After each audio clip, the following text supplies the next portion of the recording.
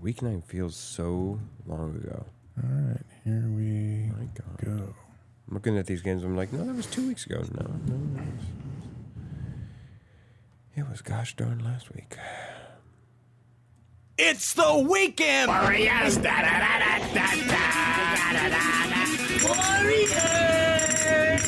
Come to play! Yeah! Here we go! Rip.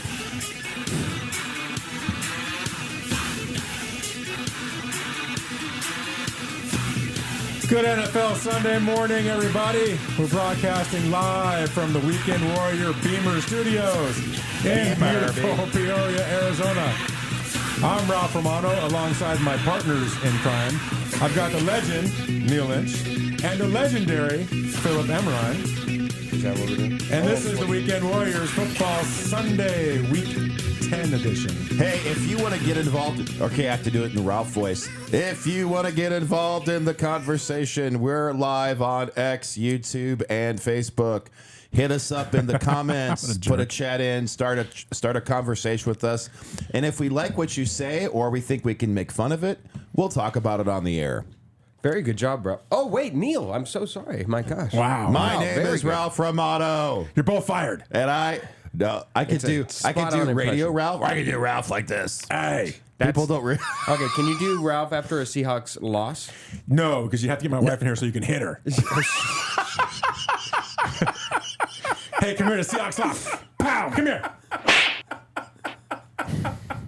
Wow, Neil was not expecting that. That was great. That was good. That's why I love when we're not on the air, because we can do this kind of stuff. The show feels different. Yeah. In a good way. Because we don't have to abide by the FCC. Is that what it is? And the bongs we smoked before. Wow. We're not supposed to talk about that. Oh, What do you mean not supposed to talk about it? What are you, crazy? So, Phil, how you been, bud? I've been good. I've been great ever since having a winning week on my picks last week. Feel great. Feel great. He does one winning week and he's something now. Yeah. You know, If you want to join the gravy train, even a broken clock is right twice a day. So, even a blind squirrel. I think I like the first clock better. even a blind squirrel finds a I saw a BL clock. I was like, where's this going? Anyway, all right. Even a BL Good clock. morning. What are we going to talk about today? Football? Okay. Little bit of football. A little bit. Little bit of football. How about 2 hours worth? 2 hours worth. That sounds like a plan. We're going to be on until game time. So Game time. we're on until 11 o'clock today. So buckle in. Here we go. Let's go back and look at week 9. Let me see. So what has stood out to you guys in week 9? I can tell you one thing that stood out to me. The biggest thing? What's the one thing that stood out to you, Wait, Ralph? I want it. What's the biggest thing? Ralph. Biggest thing for the rest of the season, Dak Prescott getting injured for the rest of the season. Yeah. That is number one. Season-long consequences. As if the Cowboys were not done for the rest of the year, now they are. Well, they were already, but you're right. Now it's official. Yeah. And also, that's a few divisional wins within that very highly contested division that I think now are just up for W's now, unfortunately, like to those that they have not played yet. So you're saying that the fabric of the NFC East universe has shifted. Has been woven that much tighter. It has been, around the noose frayed of Mike McCarthy. Mike McCarthy. We're going to get into later in the show. We're going to talk about mid-season, where we're at with some things, and we're going to talk about coaches that are on the hot seat. So keep that name in mind. Keep that name in mind. Keep that name in mind. Keep that name in mind. I'm keeping that name in mind. What else? What stood out to you, Neil? Anything?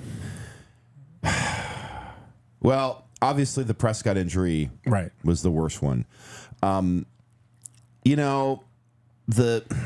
There was a sneaky little move that the Detroit Lions made. Sneaky. Ooh, sneaky move. Well, it's unheralded unless you're a Packer fan like I am, and you know who the players are. The Lions, very, very quietly, it seems, acquired pass rusher Darius Smith from the Browns. Za'Darius. Whatever his name is. That dude. You flipped the syllables. Did he say Za'Darius? It'd be like Kyler Murray. I said Za'Darius Smith. So, wow. Okay, guys. Za'Darius Smith. Now, here's the thing. The reason why it's important is because he is going to be there to pretend to be Aiden Hutchinson. However, Smith was a very effective player for the Packers in his day. So I think he's going to from a pass rush perspective, he's filling a gap temporarily for them. But I think it's a good pickup because I like Za'Darius. I thought he was good in Green Bay. I wish he had in the left. But and Za'Darius is happy because he gets rescued from the Cleveland Browns. Oh, yeah. That would make anybody Because that would be... That's like being on the White Sox. You're just glad you're gone. Yeah. 100%. The other thing, just to call it out, is are we going to talk about the Thursday night matchup? I'll save my comments because I have a lot to say about that. But to your point about Za'Darius Smith, I do think if Aiden Hutchinson is Dr. Pepper, I do wonder if Za'Darius Smith will be Diet Dr. Pepper or Mr. Pibb. Does that make sense? I'm thinking Mr. Pibb. Actually, Yeah, I think Mr. Pibb. I think it's Mr. Pibb, although the fear is that in some cases you can have somebody who's like the generic Dr. Pepper, like whatever they sell at Fry's. Yeah, Dollar Tree has their own versions, has their Dollar own. Tree. Yeah. Or, hey, if you're in Texas, he could be Big Red. Hey, that's not that bad when you're in Texas. Do you know Big Red? I didn't even think of Big Red. I forgot about that. Just saying. So, hey, we have, it's funny, I'm going to go where I think, but Blissful Hayes is on the chat line. Blissful Hayes. Yep. Says, good morning, Weekend Warriors. The Bears are who we thought they were. Well, I didn't want to get into me being the only one right about this game, but I mean, if Blissful Hayes is bringing it up. I mean, I was going to say that two things for me last week. Number one was the way the Bears underperformed in that game. And I think they underperformed in that game. So replace game with season. How's that? No, they're having a decent season. That game was just they underperformed in that game. If you look at their season overall, super generous. Well, no, I think they're having a fire season. somebody or like conduct unprofessional for the company.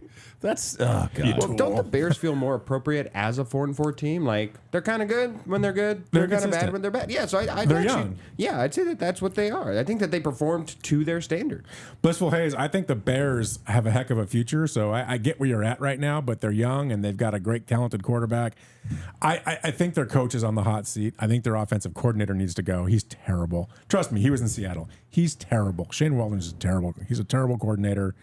I hated him in Seattle. He's doing even worse in Chicago. So that the wide receivers were giving him kisses and blowing him and goodbye and saying, "Hey, like everybody leave." I think that always, especially when you have all the pieces like as the Seattle Seahawks do across the board for talent, I always think that bodes very poorly for anybody to acquire that said person. Yeah, and my other thing from last week was you just mentioned the Seattle Seahawks, but wow, did they win? Their offensive line. You need to put a hand grenade in it and just let it blow up because it's terrible. That right side is terrible. Their fourth string, I think his name is Gerald, he got destroyed by. I think it was a miracle it went to overtime. To be quite honest with you, I mean, Gino did. I was really mad at Gino. You were mad? I was. It's because I was emotional. I was hitting my wife, and I was mad at Gino. Right, so I wasn't really hitting. So he's going to answer the question: when did you stop beating your wife? I have never. It's been 34 years, and apparently it's still ongoing. No, I'm not a wife beater. Get over it. I'm just having fun. But anyway, yeah, I know. I got to say that these days. I was really mad at him, but then when I started really going back and watching, that line was just terrible. He never had a chance back there. The minute he got the ball, there was somebody just giving him a kiss, and he still had a great game except for the 3 picks that cost him. They should have won that game. They're a better team. But they don't have protection for Gino. He made 3 plays to win that game, and he made 3 plays to lose that game in the same game. It's very impressive. What are you going to do when you have that kind of pressure? You can't. I can't blame him. I just can't. It's very hard. It's very hard to blame Geno Smith for them losing that game. And like I said, I do believe he was both the reason they went to overtime and the reason that they went to overtime for better and worse. Yeah. No, I agree. But I was impressed with the Cardinals. I mean, they did play good ball. 3 game winning streak. Yeah, I mean you got to give it to them. You have to. We always said they are who we thought they were. Well, maybe they're a little better than we thought they were. Don't we? Yeah, somewhere.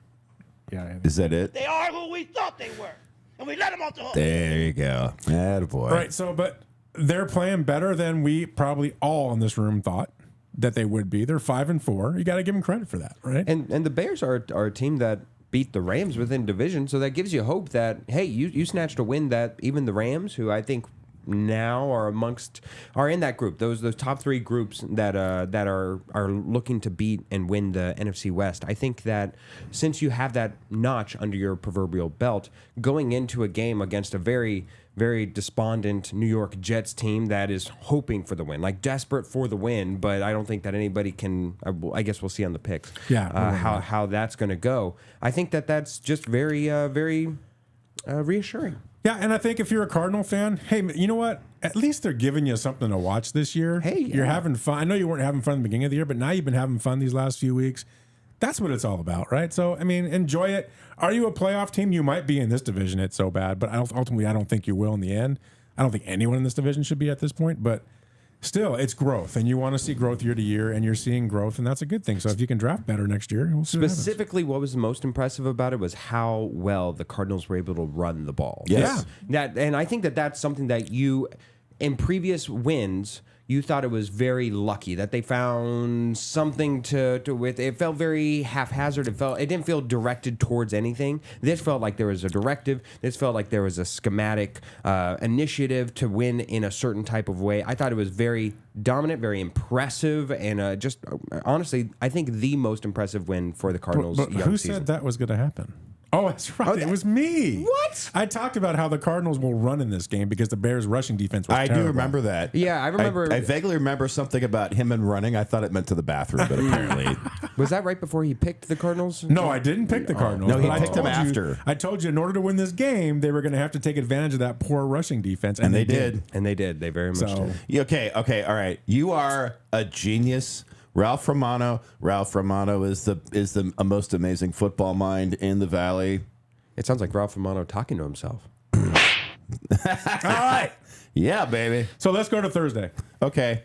I'm going to let you start because I feel like you want to talk about Thursday. Well, I mean, I don't want to talk about it. I did watch the game. I don't want to talk about it. It was. I had hope. I had hope for a moment. Hope? I had hope that the Bungles were going to win that game. Like they were trading back and forth. I Ended was up 34-35. underwhelmed by the Ravens.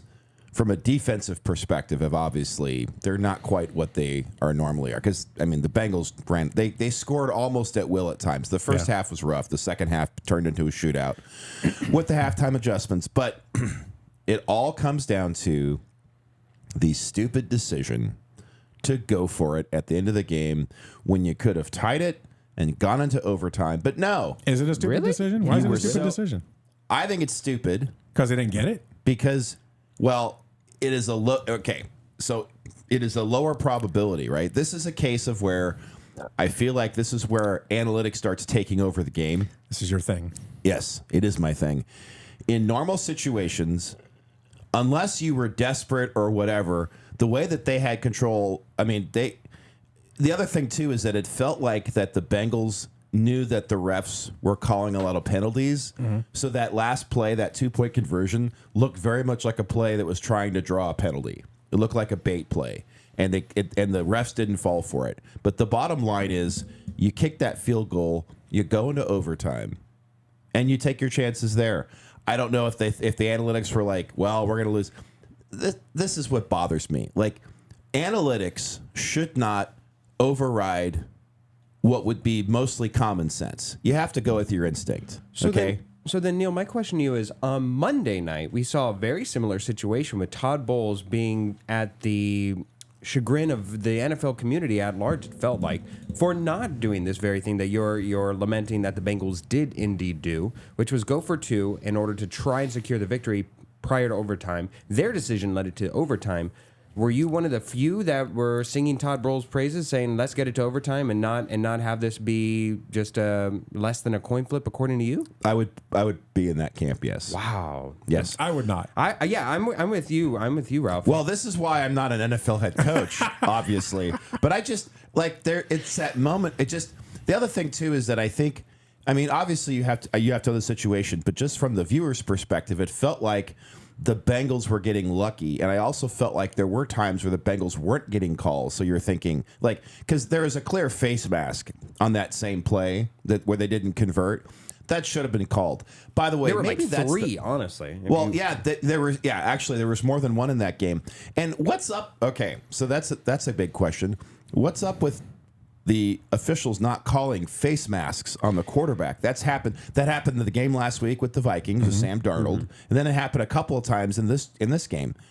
I think it depends who their money's on. What did I mean, that's the way I'd look at it. Depending what did Joe Burrow do to the officials? Like, does he know something? I mean, Ryan. Well, the officials, just to address that point specifically, I think the closer you get towards the end of the game, correct or wrong, I think that officials tend to lean more, let the players play. Let them make the plays on the field and let the results fall as they may be. Those officials you're talking about Yes. were not at Thursday night's game. Anyway, go ahead. I know what you're saying, though. But if we look historically, to your point about analytics, the NFL statistics, according to 2015, only about 47.5 of all two-point conversions have been successful in that time frame. So about a coin flip. I'll be honest with you. Given the fact that the Bengals are on the road, given the fact that it's an offensive thing, given the fact that if I'm the Bengals, I do not trust that their defense. You look at the Bengals; they are very much a polarizing team. Where I completely have all of my fear in their offense, and whenever Joe Burrow's on the field, and that's my best unit. And to go to overtime does feel as if whoever wins the coin toss wins the game. And I don't want to put Lamar Jackson. I don't want to put Derrick Henry back on the attack on my already depleted defense, my tired defense, where Derrick Henry himself is a load to where you see that perpetually and game after game for the Baltimore Ravens, the second half of defenses on teams that are opposing him just get tired, man. They get exhausted, and especially for a horrible defense in the form of the Bengals defense, I'd rather take my chances there with my best unit, with Joe Burrow, with Jamar Chase having a historic night. Yeah. I'd much rather take my chances and win on the road, steal victory, and not trust Lamar Jackson to run the field in the span of 30 seconds, I think, left. That was my only shot, I thought. If you would like to interview Phil for a head coaching position, please contact the Weekend Warriors at...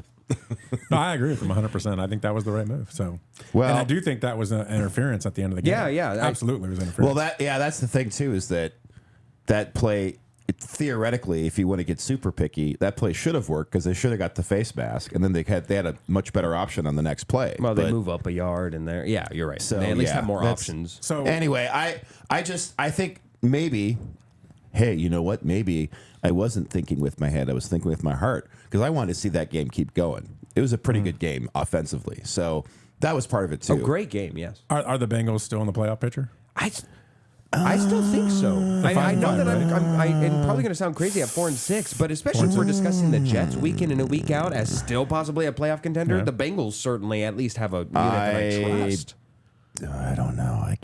I can't go there. Can you eliminate them, though, Neil? No. Can you No, say they're a definitively? bubble. They're a bubble team. They're a bubble team. They're a bubble team. And if you look this upcoming week, the next week, week 11, which I know, how dare we look a week ahead when we're still Yeah, we haven't we can't even do reached that. our Stop appropriate- it. What? But they're going to be playing the Chargers. I think that is far more a must-win for them than even this game was. San Diego Supercharged. I'm sorry. Go ahead.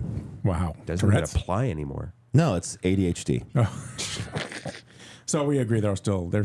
Yeah, they're still alive. Yeah, as weird. I can't write them off yet. I agree. As deflating a loss as that was, they're not out in my mind. And I think we would agree to this that the Ravens, they're not what we thought they were, especially defensively. Defensively. And I don't think in the playoffs that's going to kill them.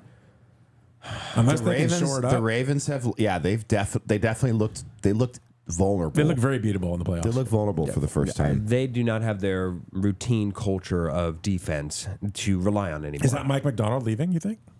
It certainly doesn't help, honestly. I think it has a huge Yeah, impact, right? I think the fact that you can see a bunch of people that had career years defensively last year and just wildly underperforming this year, I think that specifically is to Mike McDonald. You lose your coordinator. Putting them in the best positions to succeed, yes. That's what I think he's very good at. Yes. Except for last week. No, actually, they were pretty good last week. Kind of. Okay. Let's move past last week and let's look at this week. This is to me, there seems like there's a lot of blowout games this week. I don't know. We'll have to go get into picks in a second. We're gonna talk the Cardinal game first. But so let's look at this. So we got the Jets, who are 3-6. Benny and the They're going to Jets. come into State Farm Stadium against the surprising 5-4 Cardinals. The Cardinals right now are favored. And you can tell me if I'm wrong. They're favored by 1.5. They are. A 45.5 point over under. The Jets are coming off that. Did they? Wait, did you just say the Jets are the favorites, right? That's what you said? I have the Cardinals as favorite. No, Jets are 1.5 point favorites. Whoa, really? Yeah, that is completely flipped. I heard 1.5, and I said that you're correct, and I am now Is that wrong. because of injuries from the Cardinals? Why do you think that is? Interesting. Mine flipped. Mine's the exact opposite. Anyway, it doesn't matter. But so the Jets are a 1.5 point Jets favorite. are now currently a 1.5 point favorite on the road. That's pretty disrespectful to That the is Cardinals. incredibly disrespectful. This is, again, the Jets are the owners of just the weirdest spreads where, remember last week when they were favored against the Houston Texans? Whether or not like you thought that they could win, the fact that they entered the game against the then Houston Texan division leading Houston Texans, who are coming on the road on a Thursday night football game, you had no reason to believe that the Jets were going to be favorites on there. Now coming to this week where the Cardinals are winners of 3 straight for the first time in years since 2015. A long time. Yes, a long time. I don't have any inkling or any understanding of why the Jets would be favored on the road. It just makes no sense. Makes no sense to me. And the Jet game last week, that's what I'm trying to look up. Yeah, against the Texans. Remember, it was a Thursday night game, so it feels extra long. And they ago. won. And they won in a second half effort. The first half, if you remember, of that game, horrendous offensive performance by the Jets. Right, so they're coming off a 21-13 win over the Texans on last Thursday night. Yep. Cardinals are coming off a 29-9 impressive win over the Bears. Mm-hmm. They're on a 3-game winning streak. Arizona's offense, I mean, Murray's playing good enough to win. Yes. I guess I'll say that. Yeah. Yes. Yeah. Connor had a great game last week, which we Like thought anybody he might. who ran the ball last week had a great week for them. So when you look at this game, Phil, what do you see in this matchup? This matchup's interesting to me. There's a lot of people that are jumping on the Cardinals and saying, yeah, they should be able to take care of the Jets. You know, Aaron Rodgers looks old and slow. Blah blah blah. Even no matter what, throw out last week's game against the Texans. What do you think? I do worry that it looks like near the end of that game for the Jets, Devontae Adams and Aaron Rodgers finally got comfortable, where you figured that there would be rust. You figured that, you know, he has to learn the system, at least the cues, if not just having a feel and rapport with Aaron Rodgers. You weren't able to rely on in the first 2 games. But, man, at the end of that second half, the New York Jets really showed that Aaron Rodgers and Devontae Adams, his addition does indeed make it available to you to where Garrett Wilson for the Jets is a luxury. So when you have 2 wide receivers where it's a pick your poison on any point in time, the one thing you can't take away from Aaron Rodgers, especially that his veteran savvy gives him and allows him, is that he is able to read a defense and at least put it in the worst position possible. Now, you hope that the players perform to the level that their talent would suggest, which isn't always the case. But the fact that he's able to put the offense in the best position possible, I think is going to be a real difficulty for this Arizona Cardinals, who I don't think have faced anyone to this veteranship as of yet from the quarterback position. Yeah, I don't think they have. Yeah, there's nobody like you're looking at a lot of either. You look at the Commanders, you look at maybe the Lions. They beat the Stafford and the Rams, but there's a familiarity there. I guess the Bills early in the season. So maybe this is just me talking out of my ass. But that all being said, that all being said, I can't see why there's an alert to the Jets here. I just still to have them favored feels a bridge too far, Neil. A bridge too far. Yeah, I feel the same way. So my attitude about the Cardinals. Can't say that. Yeah, it's so hard. It's so hard to agree with me sometimes. What are you talking about? Oh my gosh. I just did. What am I supposed to be different? I disagree.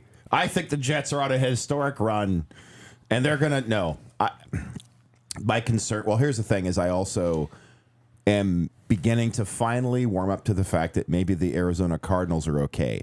They're careful. It's funny. Careful. They're on the bubble. Okay. So whereas the Bengals are on the bubble to possibly miss, I feel like the Cardinals are now on the bubble to come back, like on the upside. Because like we keep saying, you're not going to make it. You're not going to make it. You're going to stink. But then even Ralph is like, wait a second. They have a run game. And if you don't have a run defense, you're in trouble, which could be a factor that plays in today's game. Because one of the keys to this game, obviously, is the running game, right? And it's funny because apparently, what I understand, my inside sources, the New York Post, tells me that the Jets actually did a special presentation this week. Oh, did they? On how to tackle James Conner. So, and how do you have the method? Well, did they tell you basically, here's a quote. If you, I'm going to see what this presentation's about. Okay. So, get ready. Jets go to school for quote tackling presentation on bruising Cardinals running back. Bruising. Wow. When was the last time that you heard a Cardinals running back mentioned with the term bruising? David Johnson. David Johnson, was that his name? Yeah. He was kind of a bruiser. Yeah, the one that they traded for D-Hop. Yeah, David Johnson. Anyway, so okay, you guys are crazy. Maybe Beanie Wells. Beanie Wells was pretty. Listen, bruising. I don't have. So what they said in the meeting is, here's the quote, okay, and this is my summary of the game for you because I think it's accurate. If you don't stop him being Connor, you don't stop the Cardinals. So it really comes down to, I don't care if Aaron Rodgers took an extra hit of ayahuasca on the way here, and if he had a little thing with Devontae Adams, like were they picking out curtains for his Taco Bell in his new house now? I don't know. It doesn't matter. If the Jets cannot stop the run, it doesn't matter. And I think the Cardinals will be successful.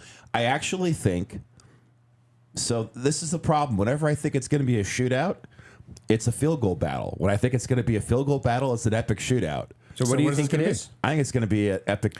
It's going to be a shootout. So it's going to be a close game. Okay. So then, if it's going to be a field goal battle, one thing to consider that we have not talked about that is underrated is that the Jets are going to be on their third kicker in as many weeks. Yeah. Underrated. Yeah. That's a good. Oh my gosh, I didn't think of that. Yes, good point. So anyway, that's my thoughts on the game. I don't want your pick yet. I should be the biggest Aaron Rodgers bobo in the world, being that he came from Green Bay, but I hate him. I just don't. I mean, yeah. Let's see if that Aaron Rodgers in the second half, if that's the Aaron Rodgers for the rest of the season. Let's find out. But I don't think it matters. I think that again, it's if all things being equal, if the Jets can't stop the Cardinals' run, nothing else matters. So there you go. So, Ralph, do you think that the Jets defense can stop the Cardinals offense? Because that kind of feels where the game will be made, as the other two are you feel somewhat confident that the Jets are at least going to get some points on the board. Here's the biggest problem with that question. Not that you asked it. Yes. Missed opportunity. So that was horrible. Here's the biggest problem. Guy, he was kind of funny looking. So the little guy, right? The little guy is kind of funny looking. Is a dual threat mobile quarterback. And the Jets have been horrendous against mobile quarterbacks this year. Yeah. Horrendous. So Kyler Murray could have a huge game today. He's the X factor in this game. Define mobile. Is it like really long strides? Me and you. Or is it... No, unlike me and you, he can move. Anyway. Justin Fields, the Bills, for Josh Allen, Bo Nix against the Broncos. These are all teams that the New York Jets have succumbed to. Right, because of the mobile quarterback. So Murray, obviously one of the most mobile quarterbacks in the league. Yeah, very shifty. And I think you can see him taking off a lot in this game. Right? So that I think you need to watch for this. Just like I told you last week, watch for the run. You need to watch for Murray and him taking off in this game. That's a big one. Right? I mean, the Cardinals' pass rush last week had 6 sacks. Now, I think the Jets' offensive line is not the Bears' offensive line. So, that it's which means better, it's a little worse better. or they're better. You feel more middling. It's a little for the better, Jets. but where you have the issue is Aaron Rodgers can't move. So where we have a mobile quarterback on one side, we have a guy in a wheelchair on the other side. Yeah. Right? So that's what makes this is an interesting lineup. That's the one thing that Aaron Rodgers is killing me with this year. He cannot move. And you can see it in his games. He looks horrible. Any kind of a defense that can get pressure on this guy, he's toast. And you know, where that shows is because I think a lot of people, when they now think of a guy can't move, they think of like a Lamar Jackson where you are a weapon moving the ball forward with it. And I don't think that that's actually where Aaron Rodgers truly ever was like his most dangerous. Where his ability to, or I guess his lack thereof, to move in the pocket was to create time, to make more time for his offensive lines and to improvise and play more of that backyard football that you're accustomed to seeing him at his absolute apex. And that's where it's really hurting him, is that he's not able to generate that much more time and to accommodate for a middling offensive line that he's having to deal with. It's hindering him in his ability to allow much more time for his wide receivers to gain separation, to allow things to develop in routes, and of course throw the ball deeply, which is something that he still has the ability to do. Oh yeah. But you're 100% right. Yeah. The lack of mobility is killing him. So just a little observation here for those of you watching the show. It's very clear that Phil's an Italian because he was talking with his hands the whole time. He's like, "You're gonna throw the football down the field. You got a problem We're gonna with that? tackle the opposition. We're gonna beat them down." I like it. No, Yeah, I did give the elbow. I'm embracing you in all ways. Yeah, this is what you don't get to see whenever we're I know whenever you're in there. Can you like, embrace him I'm off camera, doing please? this. Not here. Sorry, what now? I'll go embrace him off camera. You should see when I'm alone. It's much Oh, more my vigorous. God. Oh yeah.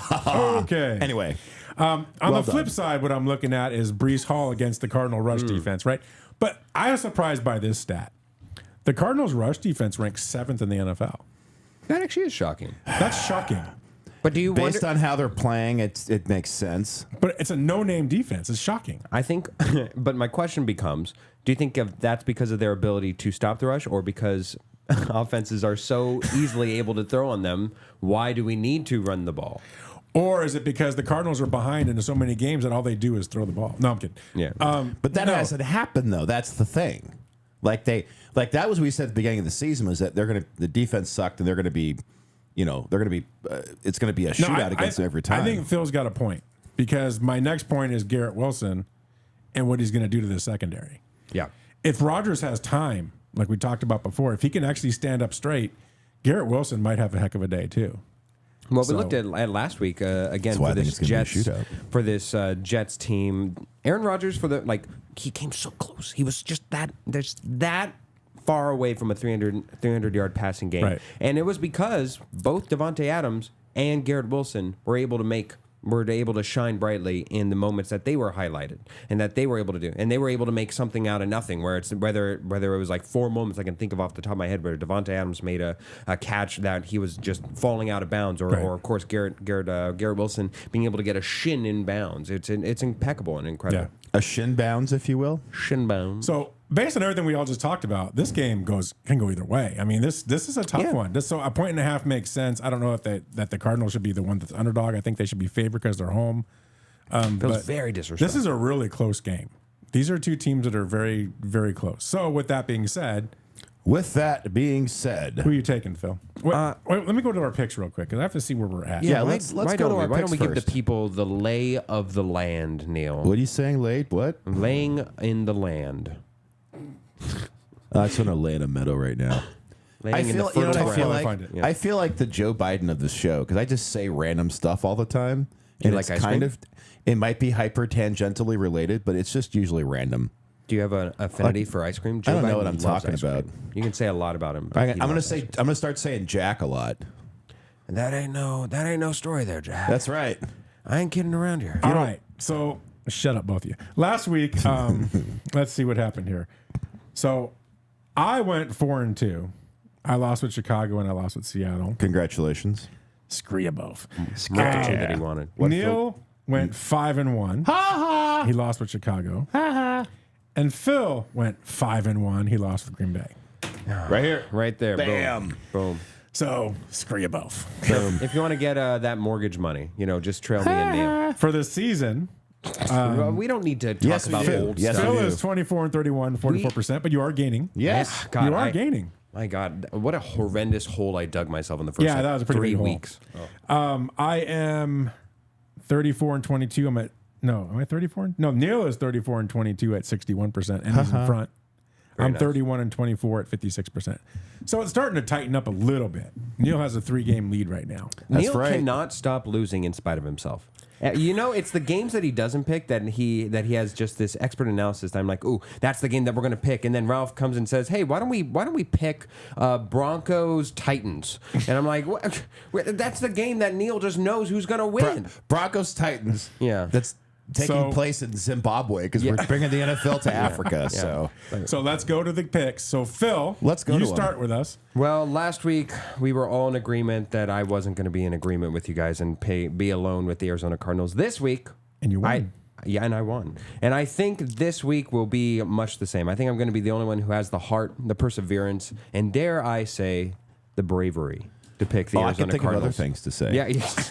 Darest I say. Like what? Yeah, I'm going to say the Arizona Cardinals take this at home. Again, I find this to be very disrespectful. I think that the New York Jets, their worst losses are just horrific. Now, I don't know how we can get over the fact that they lost to the New England Patriots less than 2 weeks ago. I don't know how you can get over the fact that they lost against the Pittsburgh Steelers when they were getting demolished in Russell Wilson's first game back into the that was NFL. embarrassing. You look at their losses and they are just abominable. I think that the New York Jets have the capability capability to be far worse than the Arizona Cardinals, even in their losses, do. So give me the Arizona Cardinals and give me the results that may follow. Okay, Neil. Do you have Is to pick Phil on me? crack or is he right on? So I want you to see what I wrote here, so that this was before you said anything. All right, so FU. Wow, that's horrible. Okay. Oh, yeah. Okay. So, unlike last week, I am not going to pick against Mr. Phil on this one.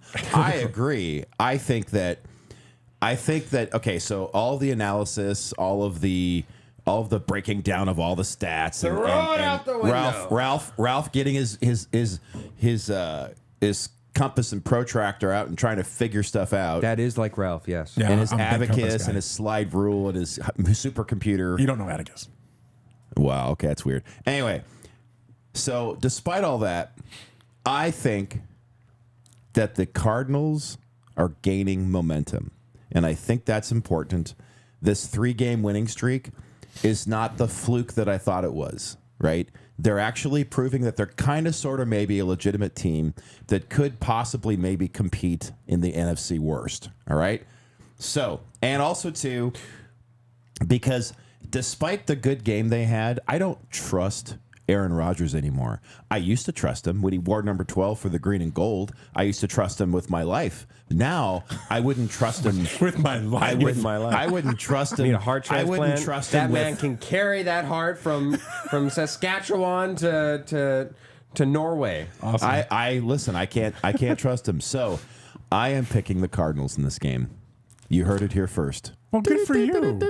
Technically, they heard it here second, but Yeah, I was second. You heard it here. You heard it here second. You know, Phil. Let's have a shout out for Phil for putting up with my nonsense. This guy, you're an MVP right here, buddy. MVP of the season. I love it. RELAX. What was that? I could do little Frankie Goes to Hollywood. Go So, ahead. Sorry, Ralph. I hear you. Oh, here we go. There's always Here we one. go. There's always one. I hear you both. Yeah. Is this David Ortiz? Not so fast. I hear you. I hear Well, the you. little guy, he was kind of funny looking. I hear her. I hear them all. He's gonna do the thing. But you know what? I'm telling you, the Jets are going to win this game. I feel like Bold pick. I feel like Aaron like it. Rodgers is a lot more comfortable now that he has Devontae Adams. Ayahuasca. I feel like they're going to have a big game against a not so good secondary. I like how Budda Baker's playing. Psilocybin. I do like how Buda's playing. But I feel like the offensive line will be able to keep him standing upright enough to get the ball downfield, and I feel like Breece Hall will have a game. LSD. I feel these things will happen. So I still think Kyler Murray will have a big game. I really do. Really? The little guy's The little going guy's to going to have a big big game. And this will be close. And I think it'll actually be high scoring. I think this is a high scoring game. Close game, high scoring. Right. But I think Jets win. I think not because of their kicker, but I think the Jets win the game at the end. So I'm taking the Jets. So he's going Jets, Jets. And not like I'm a Jets fan or anything, but I'm going to bet on. But it's on I'm going to brand bet with on you. the veteran quarterback. I'm going to bet on the veteran receiver. I'm going to bet on Breece Hall. And He's I feel gonna like bet on the defense- interim coach. He's gonna bet Yeah. on the interim kicker. I liked what the coach did at halftime last game. How he made the changes, and that was the first time all season the Jets went into halftime looking like crud and came out looking good. First time all year. yeah. Baby, I like that. All right, That was good. They had a pretty So- good, impressive second half against the Vikings, but I digress. That we was got awesome. about 20 minutes before we attempt to get Scott online. Attempt. Attempt because we're not in studio today, so it's Because you're not always very fun. good at your job. So let's start with some of our. Why? I'm just. Let's start some of our picks. So we Okay. still got another 5 games. So we're going to start with Phil's game. So look, bye weeks this week. Cleveland's on a bye. Green Bay is on a bye. The Raiders are on a bye, and the Seahawks are on a bye. Nobody's missing the Raiders, so that's fine. Yeah, I'm kind of glad That's actually Seattle's a on a bye. gift. So did you hear the news that apparently, I think it was DraftKings, Cleveland's actually they're underdogs against the bye week this week. I don't know how that happened. That's really weird. How does that even 3 happen? points? They're that bad. Yeah. Home It's field pretty advantage. it's pretty awful.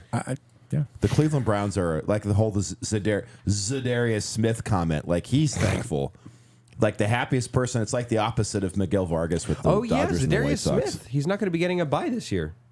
He's not going to have a bye. He doesn't care because he's going to be playing on a contender now. Yeah, there we Probably go. going to get hurt.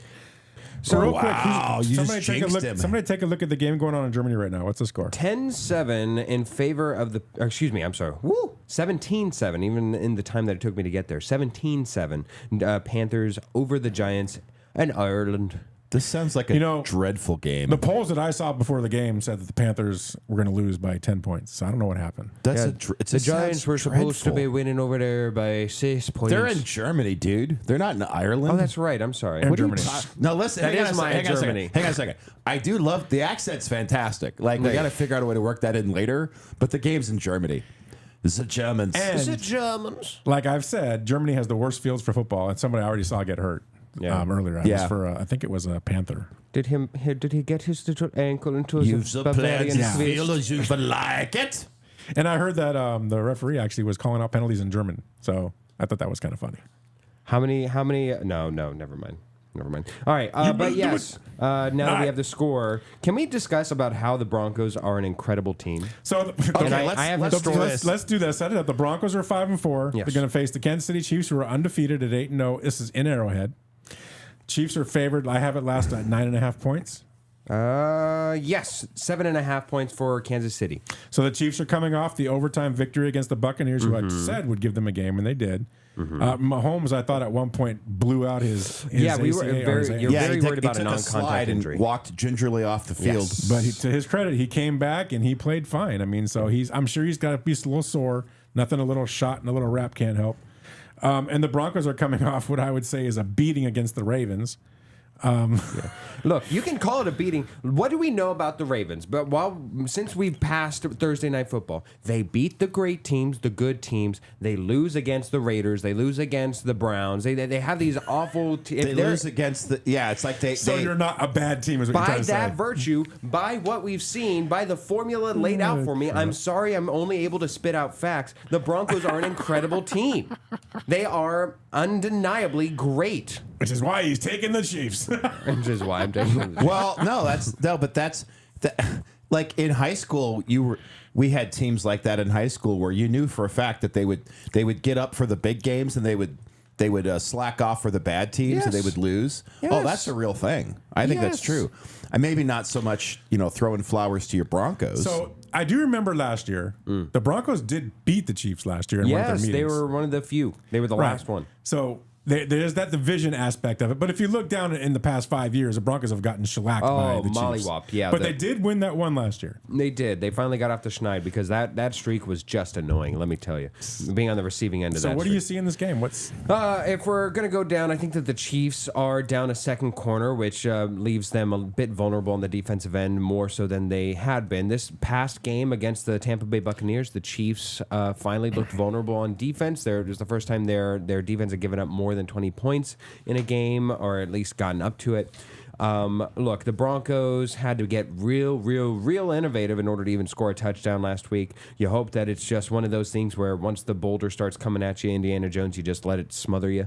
And so I think that that's where that came by. I'm going to go with the Chiefs to win, to keep up the winning streak. Although, if you're the Chiefs and you're a Chiefs fan, this does feel like the trap game. You look at historically, any undefeated teams heading into week 9, that's usually the trap game for them, let alone in a division game. It does feel trap gamey, and it might be just something that the Chiefs have to overcome in the second half.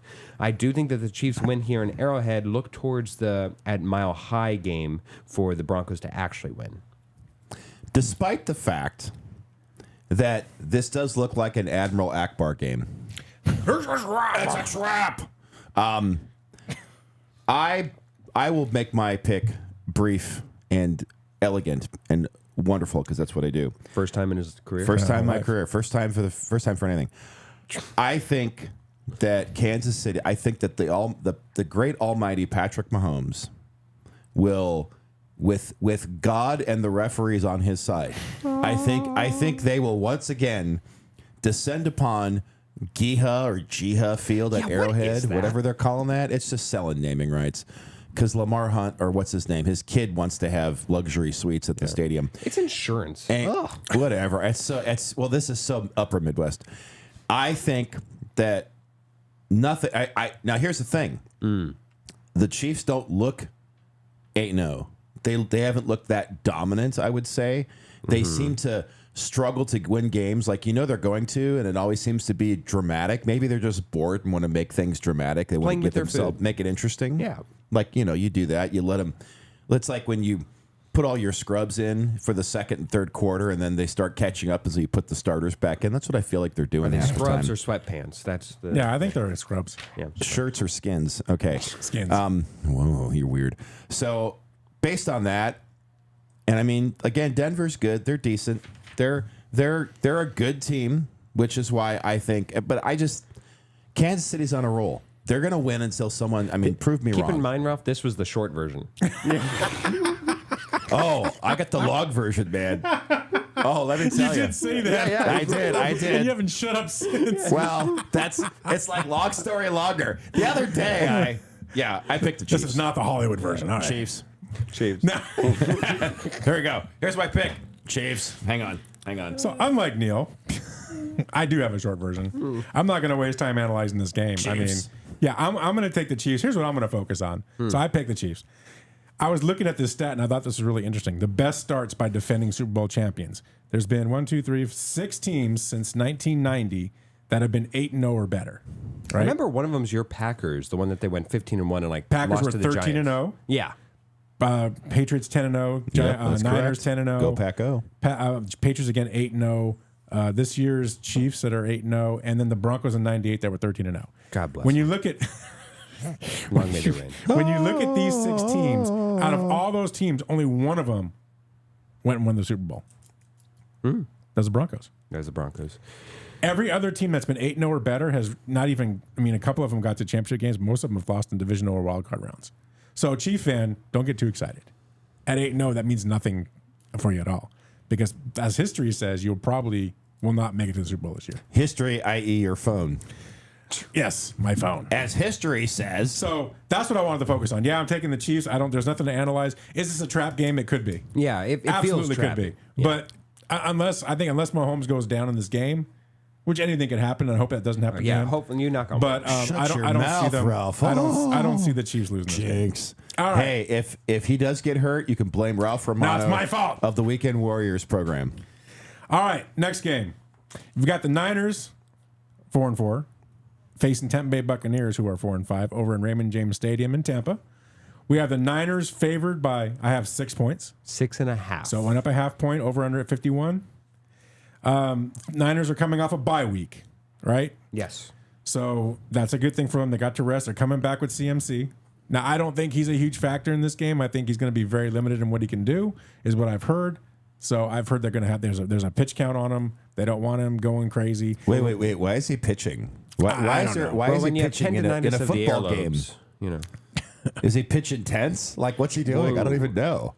nobody wants to tackle that guy. Get it. Poke their eye out doing that. Tampa's offense has been very good. We've seen Tampa actually put up a lot of points. They did it against Baltimore. I'm ignoring both of you.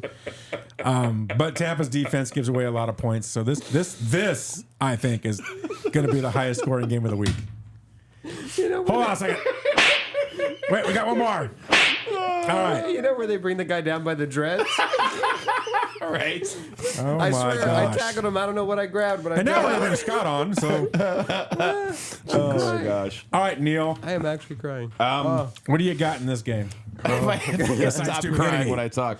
I'm picking the Niners because The short guys, version, I please. think, yes, this is the long version. Niners. No, I'm picking the Niners because I think that they're coming off the bye week. I think it's all psychological. Coming off the bye week, they're getting CMC back. I think he's going to run more than people realize. He's on a pitch count, yeah, but I think he's going to have too much of an impact on the game. I just don't think the Bucs can they're going to get overwhelmed. I don't think they can overcome it.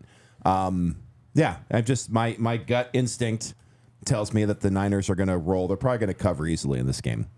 If God was merciful, Baker Mayfield and the Buccaneers would have a winning record, so that way Baker could be an MVP candidate that he actually deserves. He's the only reason why you would Are you even saying God is cruel in God this case? Yes, God is cruel that he's deprived us and Baker of two of the top wide receivers in Chris Godwin and Mike Evans that would have possibly made this a game and given it the respect that it deserves as currently constituted.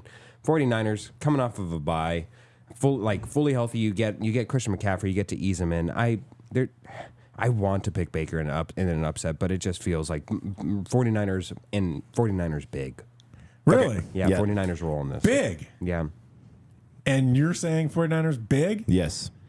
Like 10 plus. Yes. And it could 10 plus that even feels like it was 17 and then just a late score because Baker magic. Yeah. Oh, we're tempting him. We're tempting him here, Neil. I am on the fence. Okay. You want to be 0-2 for the week, or?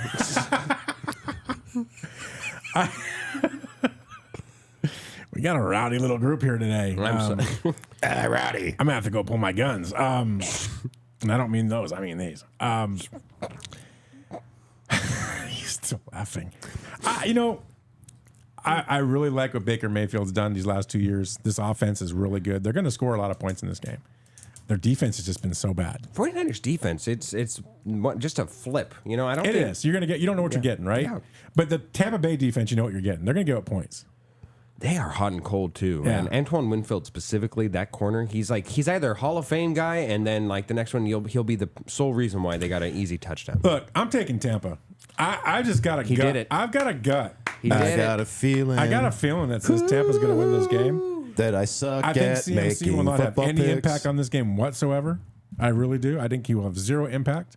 I think he's way out of football shape. He's been out the whole season. I mean, basically. So Yeah. But that's it's gonna exactly take, why you pick him, though. This is his preseason. He went exactly to why Germany you too pick him. for the tendinitis. Right. I mean, this is his preseason. He hasn't been playing. He needs a couple games. We always think, oh gosh, this guy's back. This is going to be great. And then it takes him a game or two just to get back into the flow. I'm telling you, he's not going to have impact on this game. Brock Purdy has been underwhelming this year. Bro, I can agree with Completely that. Yeah. underwhelming. Yes, where that's true. Baker Mayfield's been overwhelming. I think this is a shootout. This could be one of the high-scoring games of the week, but I'm going to take Tampa. I just think they're going to outscore the Niners in a shootout. Every week, it feels like I make a pick where my heart is on the other side, and any chance, it always happens to fall on the 49ers, but any chance that I can do this and that I can wish this upon it, I wish I'm wrong. I hope that you're right on this I one. hope I'm right, too, because I hate you guys. All right. I hate you guys. You heard it here first. He hates us. All right, next game. We got the 6-2 Steelers. That's right, the 6-2 Steelers facing the 7-2. My gosh, the 7-2 Washington Commanders. Here's two teams you would have never thought would Now, be in this here's a position. team. Sorry. They're playing over at the wonderful, the fantastic Commanders Field in Landover, Maryland. That place is a crap hole. It's a dump. The Commanders I have them favorite by 2.5 points. 2 points, so it's gone down. I have an over-under at 45s. Mm-hmm. So two very successful teams. The Commanders, obviously led by rookie Jaden Daniels, who has had a fantastic year. Looking at offensive rookie of the year right now. Yes. Yeah. The Steelers, I'm telling you, the second coming of Russell Wilson, they picked up Marshawn Lattimore, Oh, God. which here I we think go. helps him at corner and makes that He defense might not even play stronger. this game. Here we go. He might, though. in question. He might. And they also picked up Mike Williams as a receiver. So Russell Wilson has more weapons. He's already playing very well. He's doing enough to be very effective in that offense. Who wins this game? I'm going to go first. Please. I'll get my stuff out of the way. Gosh. I think TJ Watt is a big X factor in this game. Mm-hmm. Big X factor. He needs to be able to get at Daniels and disrupt him. And I think he can. Right? I really do. I think Russell Wilson, I think he's happy for the first time in a while since he left Seattle. He looks comfortable in the offense like he did in Seattle. He never looked comfortable in Denver. He never looked comfortable in New Orleans for obvious reasons. He looks like he's back to his old self. You can see that look on his face. He's got that confidence. He's got his touch ball What are you, going. his therapist? I am. What are you He's got his touch ball. That's He's looking well, emotionally nourished. emotionally nourished. He's looking like he's satisfied in his marriage. No, I think he's probably breaking up with his wife, which is making him smarter and better. Anyway, ever since he got with that girl, that was it. Anyway. Oh, boy. Well, it's a fact. I mean, Move aside Kardashian curse. pre-marriage Russell Wilson and post-marriage Russell Wilson are two different Russell Wilsons. Pre-marriage Russell Wilson was one of the best quarterbacks to ever play the game. Post-marriage, he looks like, I don't know, average Joe, garbage. So, but this is the first time, honestly, this is the first time in a long time that he actually looks really good again. He's going out there and he doesn't look like he's fighting to keep his job. He looks like, hey, I've got this job. It's my job and I'm going to put points up and we're going to move the ball. And that's what I'm seeing from the Steelers team. I love the Steelers offense. I love the Steelers defense. I'm a big fan of Mike Tomlin. I still say it every week. He's the best coach in the NFL. No one could ever. You can't dispute that. Look at what he does every year. He's the best coach in the NFL. I don't care what you say. You're stupid if you say different. Don't say it. Do it. It's so tempting. It's so Say tempting. something different. I know you're going to say, "Oh no, it's the Chiefs coach." Yeah, whatever. Mike Tomlin's done it with less talent. You look more like Andy Reid. So I'm taking the Steelers in this game. I think the Steelers will. I don't want to say upset because I don't think it's an upset. But I think because these are two really good teams. I think the Steelers are going to win this game, though. I think that Jaden Daniels is fantastic. I love what the Commanders are doing. I love the way Bobby Wagner's got that defense purring. But I just think the Steelers have more in this game, and they're going to win. Go ahead. Whoever wants to go next. You want to go next? Am I crazy? Yeah. Commanders are 4-0 at home. But if you look at the Steelers specifically, the Commanders have not faced a pass rush like this. The closest one that they came to was the Browns with a very much injury stinted Myles Garrett. And the one other thing that I don't know how much play it's gotten, but Mike Tomlin, to your point, is 25-6 in his career against rookie quarterbacks. Now, we all know this about Bill Belichick. He's, of course, taken a sabbatical this year. But I think that that's very underrated with Mike Tomlin. Look, I think that this is putting a rookie quarterback in just an unwinnable position. This is now where you finally start to have expectations. There are murmurings of an MVP entry for him. Like, if he were to win this, yeah, he deserves to be in the MVP race.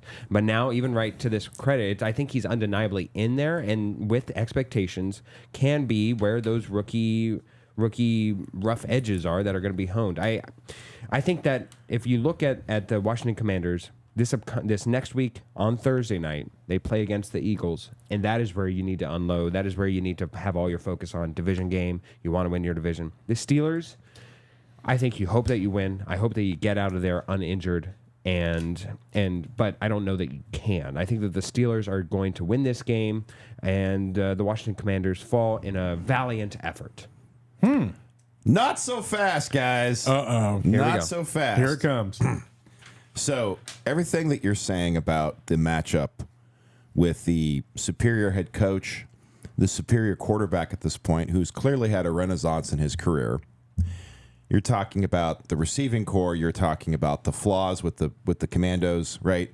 All valid. This is exactly why it's not going to go that way. Because that happens every single time. When you analyze it, you're like, well, because of these, like, if this were Stratomatic baseball, we would just use the back of the trading cards and the stats, and we'd decide the game. But that's not how this goes. Here's what I think is going to happen. I think that the apparently offensive genius that is Cliff Kingsbury is going to devise a game plan that's going to put Jaden Daniels in the best position to succeed and neutralize the obvious stoutness of the Pittsburgh defense. I think it will be a shootout, but I am going to pick the Washington Commandos. I don't think you're crazy on it. Yeah, this is not the blowout that I feel the 49ers I need to try harder got. then. Yeah, I do feel like the 49ers got a blowout coming to the Buccaneers. This one feels like an ugly, I don't even know, 10-7 game. I don't know if that's how you feel. Yeah, that just feels. I mean, the total here is one amongst the highest of the Steelers' season, meaning that this is supposed to be the highest scoring game for the Steelers thus far at 45.5. But I just don't agree with that. I feel like it's going to be underwhelming in Jaden Daniels, especially if you believe that the Steelers will win. We'll probably get to pressurizing the Jaden Daniels led offense. Pressurizing. Yeah.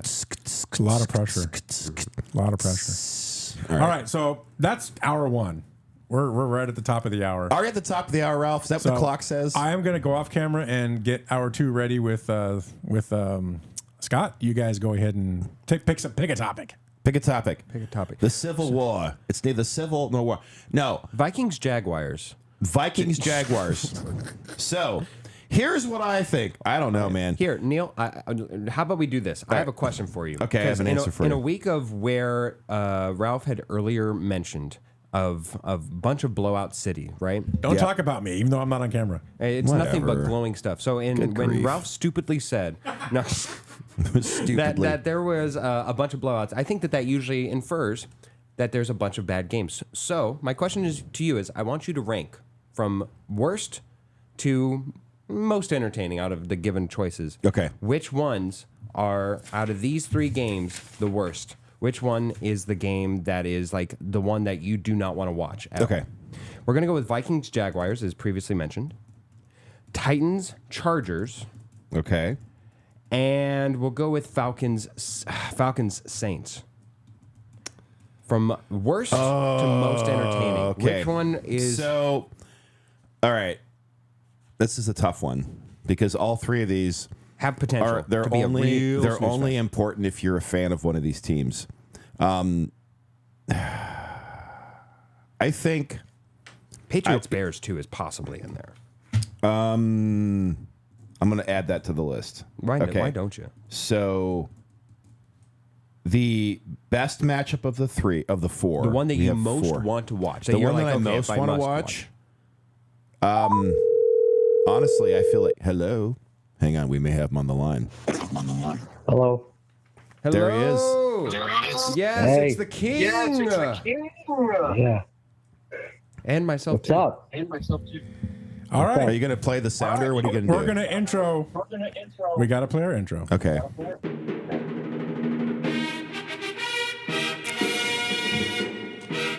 I feel like All I should right, be everybody. saluting. Scott Engel of rotorballer.com and Seahawks.com.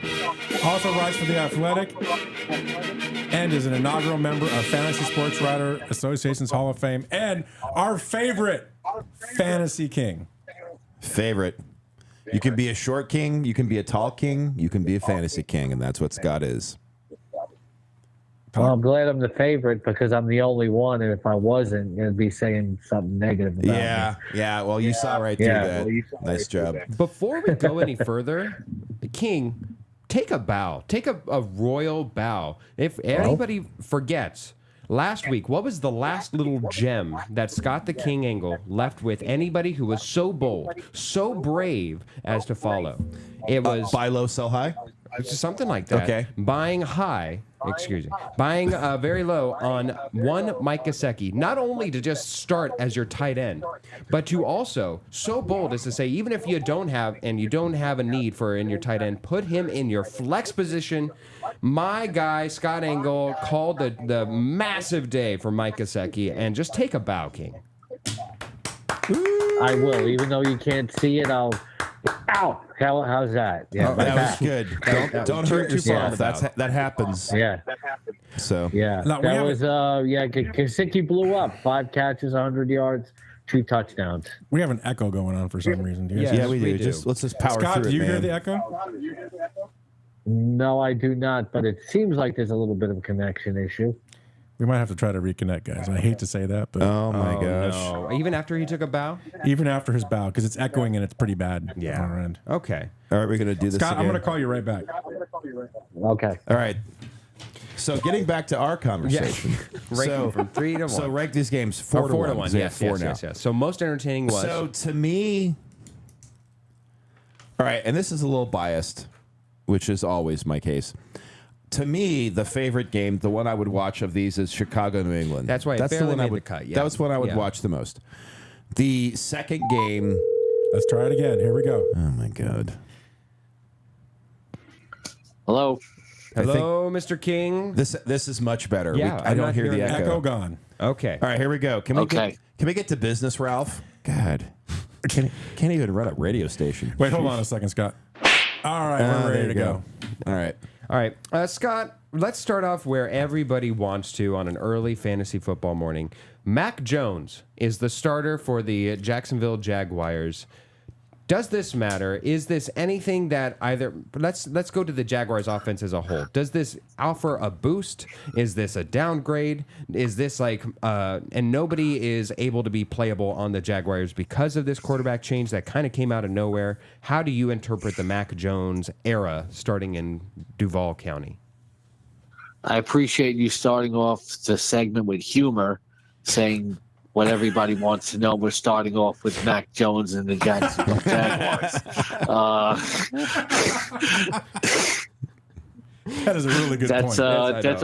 That's only one level above must-see football between the Panthers and the Giants. Oh man. Yeah, I keep Brian Thomas Jr. in your lineup. Maybe you can hit him deep. That they have a tough matchup today against the Vikings, whose defense is overrated on the back end. But still, it's Mac Jones. Evan Ingram, might have a decent day in terms of passing volume, but that's about it. I don't want to waste valuable airtime by talking about the Jacksonville Jaguars. He got you, Phil. He did. He get just me. ripped you apart. As well, he should have. You keep talking like that, and you won't be talking to him anymore. Absolutely. Well, let me ramify that by Cooper Rush is going to be taking over the Dallas Cowboys. See, here we go. Don't be another Jeffrey O'Brien where he just can't talk anymore. I mean, I know. I don't want to mute myself. Well, is there? Okay, really quickly, we saw Cooper Rush last time he made an appearance for this team in a starting role. He was serviceable. Unfortunately, yes. Yeah, we saw him get a couple W's, but he didn't really do much fantasy wise. Does this essentially? I guess I want to parlay this into CeeDee Lamb. CeeDee Lamb has been on a tear. Does this nullify CeeDee Lamb's playability, or a la like Tyreek Hill prior to Tua coming back, or is this where you'll start CeeDee Lamb and just bite your fingernails? Yeah, Rush isn't as bad as Miami's backup, so I still have him as a top 12 fantasy wide receiver for this week. CeeDee Lamb's a fantastic receiver. Cooper Rush is not the worst backup quarterback we've ever seen. Like you said, he's got some W's, so I'll say go with the Lamb. Bet. we got a bat. All right. Well, let's throw you a bone here. Since you humored me, I want to make sure that Yes, we're going to talk about Joe Flacco then. Throw me a freaking bone here. I wasn't going to go there, but where I was going to go was... How about new? You're killing Ralph. Ralph, this is Ralph's favorite segment. Scott the King Comedy Hour is brought to you by... he woke up this morning and God knows. What'd you have for breakfast, Scott? Frosted Flakes. Oh, whatever. What, Dr. Pepper? Yeah. Whatever Bill Belichick has Dr. Pepper Zero Sugar. Yeah, no Mr. Pitt. It's got to be a lot different now than it was. His personality's totally changed. Absolutely. My favorite Family Guy clip is when they show him throwing his baby in the air. It's like, we. Family Guy is the best, honestly. Yeah. All right. Yeah. Let's talk about Aaron Rodgers for the New York Jets as this hits home as he's coming to town here in Arizona. Scott, is Aaron Rodgers amongst the top 12 playable matchups here with a couple of quarterbacks out on a bye, or is he somebody that you're really hoping to avoid starting even with two studs of wide receivers? Not top 12, but he's top 14. You can stream him if you need a quarterback. I actually ranked 14th on my updated lineup ranks on rotoballer.com right now. You can view them right now. And I'm actually starting with C.J. Stroud in one league. So Rodgers is a decent play. My friend Frank Emirante, who I do Twitter Spaces with on Sunday mornings from 10 to 11:30 a.m. Eastern. You guys can always come into those and join us. We take a ton of start-sit questions. He seems to think the Jets are going to run the table looking at their schedule. And I'm like, these are the Jets, okay? The last time they had any sort of run is when Joe Namath was the quarterback. Yeah. So, Scott, you said something I want to emphasize. You mentioned rotoballer.com. And for those of you that are listening, watching, if you haven't checked out rotoballer.com, go check it out. This site is the reason that I'm having the fantasy year that I'm having for the first time in probably 5 years. Yeah. It's an unbelievable site. The information that you have on there is amazing. I would never do fantasy again without it. So I just wanted to put that out there because I love the site. It's just a big benefit to people, and you guys have done a great job with that. Yeah, thanks very much. And just to listeners, we did not pay Ralph anything for that. And you're right. I get nothing. Trust me. And there's a question. Yeah. We have a question. You get nothing, and you will like it. It's like Willy Wonka said. I knew that was coming. coming. I feel like I'm talking to my wife. Okay. We have a question on YouTube actually. It says, "Good morning. So I had Jamar Chase, Mark Andrews, and Chase Brown on Thursday. My question is, should I start or sit the rest of my team? It's half PPR, thanks. Half PPR. I do have an answer for that because I was talking about it this morning on Sirius XM. Just because you had 3 guys blow up on Thursday night, that doesn't fully guarantee the victory. In 2014, I had Peyton Manning on a Thursday night. He threw 7 touchdown passes. Ooh. I was doing somersaults in the studio. I lost the game on Sunday. So, while it's very likely you will win, don't get too full of your team because there is an outside shot that, the other team could have players that blow up and you might lose, especially if the other guys in your lineup kind of fizzle out. So don't assume anything. All right. And that's from Untamed Music on YouTube. Thanks for chatting in. Yes, absolutely.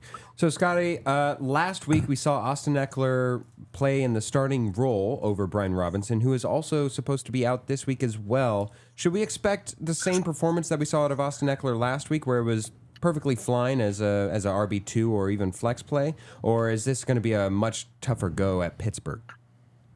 Yeah, it's definitely going to be a much tougher go. We all know how tough that Steelers defense is. Washington does have the second best offense in the NFL in terms of points per game, but it's going to be tough for sledding. But they will get Eckler the ball in space. Maybe you might see, Chris Rodriguez as an inside runner, splitting some work there. I have him ranked as my 26th ranked running back on Rotoballer this morning. On the other side of the field, we'll have a running back committee over there with Najee Harris and Jaylen Warren. Is this the week that you kind of feel like Jaylen Warren really makes him more of a 50-50 split, or are you still enjoying the benefits of a Najee Harris bell cow position? Well, I got to go after him. He just violated one of my rules. I was hoping I could sneak it by him. It's two running backs. It's not a committee. It's a timeshare. You ever been on a 2-person committee? Sorry, one of my pet peeves. It's okay. Jaylen Warren, no. But Najee Harris is the engine of this offense right now. 3 consecutive 100-yard games.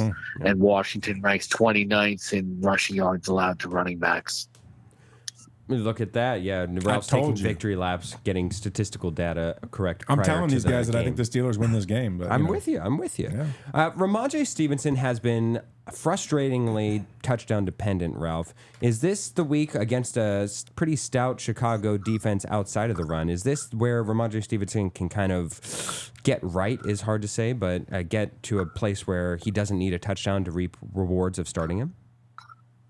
No, and if you check out my Patriots props right now on masslive.com for today, I am taking under 50 yards with for rushing yards for Ramondre Stevenson, which really isn't a wow because he's hardly hit that number all season long.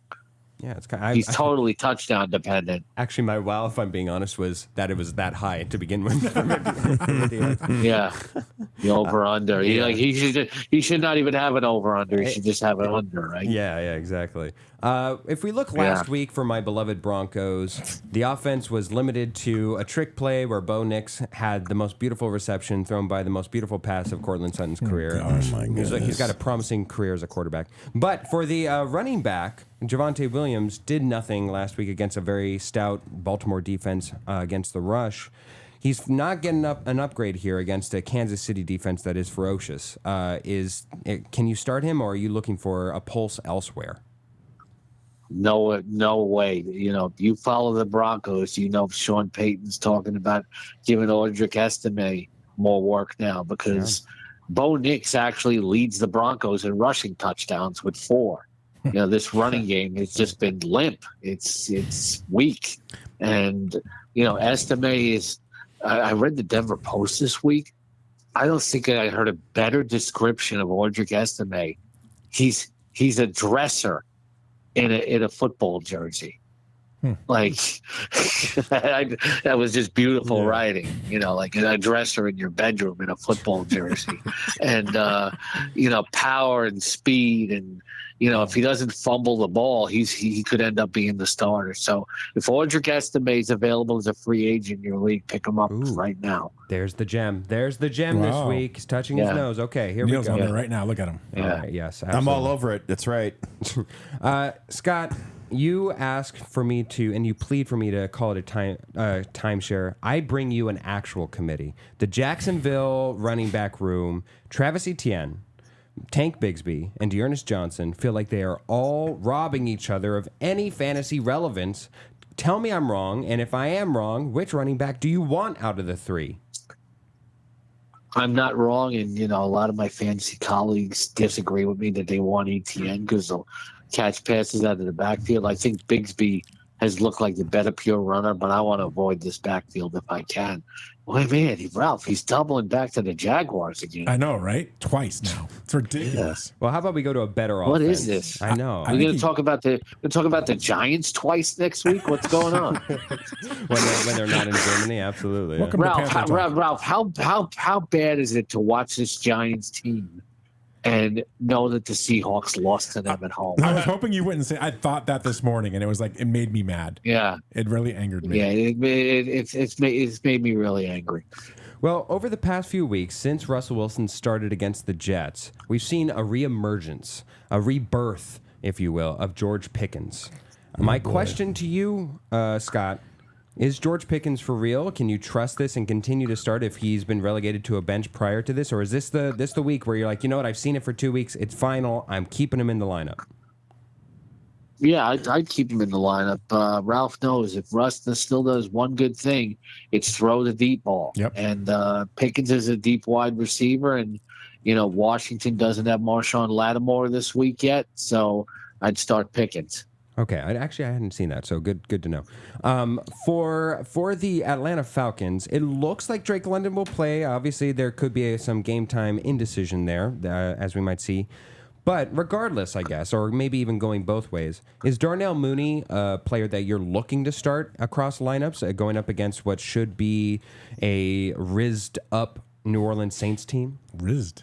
Their new head That's coach. what the kids. That's what the kids, that's the kids say, and terminology. and their new interim head coach is Rizzo. Is that right, Scotty?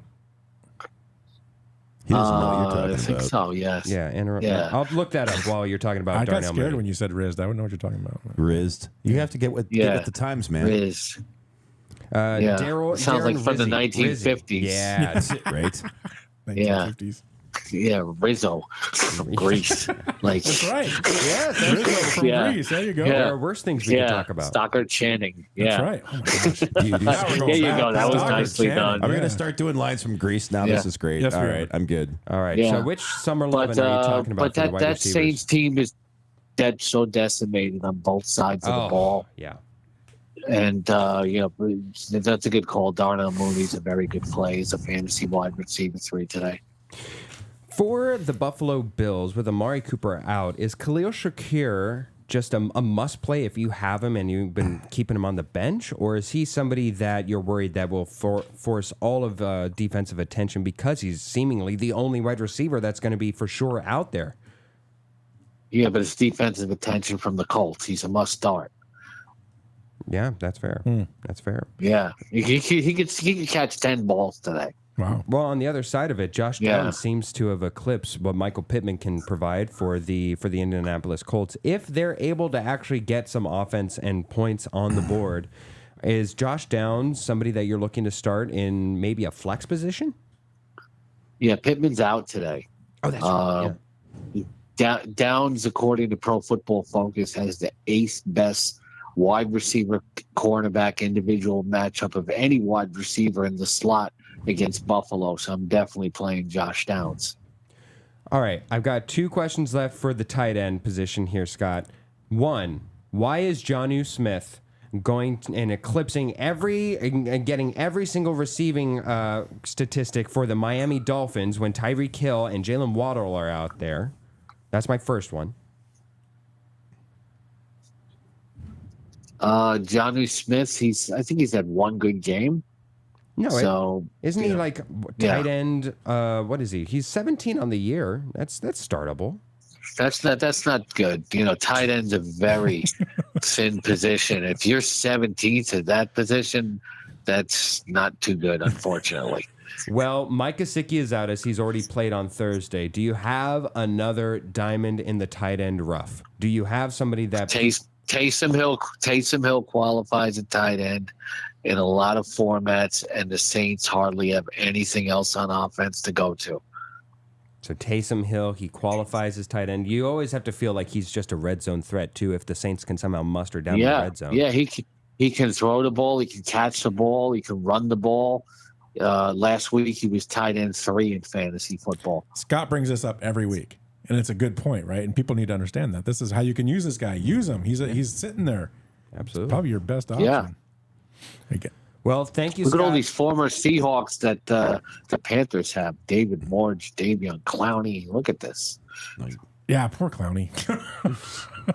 Yeah. Did you have something, Neil? No, I just wanted to say, if you want to catch Scott the King's comedy act, he's going to be performing tonight at Grove 34. And next week, he's got 2 shows Friday at Eastville and 2 shows Saturday at St. Mark's. Catch him. Don't forget Hyenas. Save Bar. Wow, that's pretty cool. I have a question, Scott. So we're the mid-season right now. Is it? Wait a minute. Hold on. Okay, we're holding.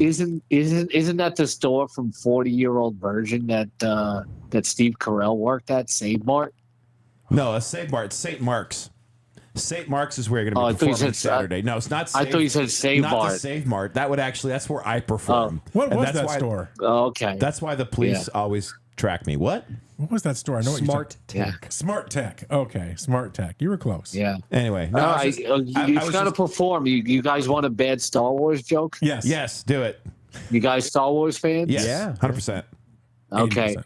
What did Yoda say the first time he saw himself in 4K? Jesus. What? HDMI. That's pretty good, Scott. Nicely done. That was kind of a nerd joke. It was a Star nerd Wars joke, but it's funny. Like techie and Star Wars. HDMI. Yeah. Are you a Star Wars guy, Scott? Oh yeah, of course. In fact, I know you guys have the NASCAR Cup Championship out there today in Phoenix. Yes. Bubba Wallace is going to be driving a Darth Vader car. Ooh, I didn't know that. Yeah. By the way, NASCAR Cup Championship. Check out my betting picks right now on AL.com, and also follow my son Sean Engel for all your NASCAR picks at SeanE247 on X/Twitter. Sean has won 15 DraftKings tournament championships in NASCAR. Isn't that Wow. crazy? I heard that Very on Thursday. cool. That's insane. Very cool. I guess it's running in the blood, huh? Yeah, it is. Right now, my picks at AL.com. Blaney's at plus 250, and so is Logano at plus 250 on BetMGM. But if you want to make some money, a non-championship driver, Ross Chastain, who won the race at Phoenix last year, when Blaney came in second and won the championship, he's at plus 1,300. It's pretty good odds. Okay. well, Thanks for that info. Hey, one last question for you. So we're in the mid-season. What's the biggest fantasy surprise for you? And a positive. So what's been the biggest surprise in fantasy football this year so far?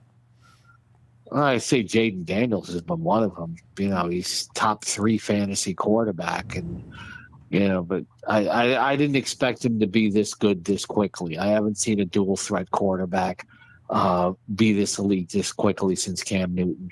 Yeah. yeah. And how about your biggest disappointment in fantasy? Biggest disappointment. Besides Ralph Romano, your biggest disappointment. No, he's not a disappointment. Dalton Kincaid, I thought he was going to be a top 5 tight end. Wow. Yeah, he's barely startable, although I like him today. Well, there you go. There we go. There you go, everybody. You got Scott. I wouldn't start Janu Smith over him, but I don't like Dalton Kincaid anymore. All right. All right, Scott. Thanks for joining us. Everybody, that is Scott Engel of Rotorball.com and Seahawks.com. He also writes for The Athletic and is the inaugural member of the Fantasy Sports Writers Association Hall of Fame and a huge friend of this show. Scott, thank you so much for coming on, and we will see you again next week. All right, anytime. Thank you. All right, bye. Bye, Scott. All right, so getting back to that real quick. Yeah, the while really Ralph important is stuff, yes. doing whatever he does with his phone. So the first one, Bears. Okay, going from most entertaining most to least entertaining. entertaining. Bears Patriots is my second one. Falcons Saints, because it is a division rivalry and it's fun to watch those two fight. The third one, because I'm biased, because I have a proclivity for the NFC North. It would be Vikings Jaguars. To me, the worst one of the four is Titans Chargers. Yeah, that is an abundance. 3 and 4 are kind of interchangeable, but because I would prefer to watch the Vikings over either the Titans or the San Diego Superchargers, I picked that game. With the defenses and the style of play of which both offenses want to go in that game, that has a game-winning 3-0 win, like a walk-off. It's going to be a 2-0 win. Yeah, safety for the win with a Will Levis just bent over. I always love when you pick numbers at like if you go to a bar or someplace and watch a game and they have the numbers where you pick them, and some schmuck gets 2-0. And then they actually win. I always love that when there's this super bad number that someone gets and they actually hit it in the game. It's fantastic. Scott's really grown. And that's what his Ralph personality is. He's very comfortable with us. So cool. It's comfortable. That guy is funny, man. I love Scott. So, do you love him? I do. I think he's fantastic. Let's get back to our picks. We still got 2 games left before we get into our Let's get back to stuff. our picks. Also, right. we are nearing the end of this German game. It is 17-14 in favor of the Panthers. That makes the game interesting, yeah. So the Giants are coming back, huh? Yeah, they're making a game of it. As they fans the Lederhosen on the At field, what yeah. point does Daniel Jones lose his job?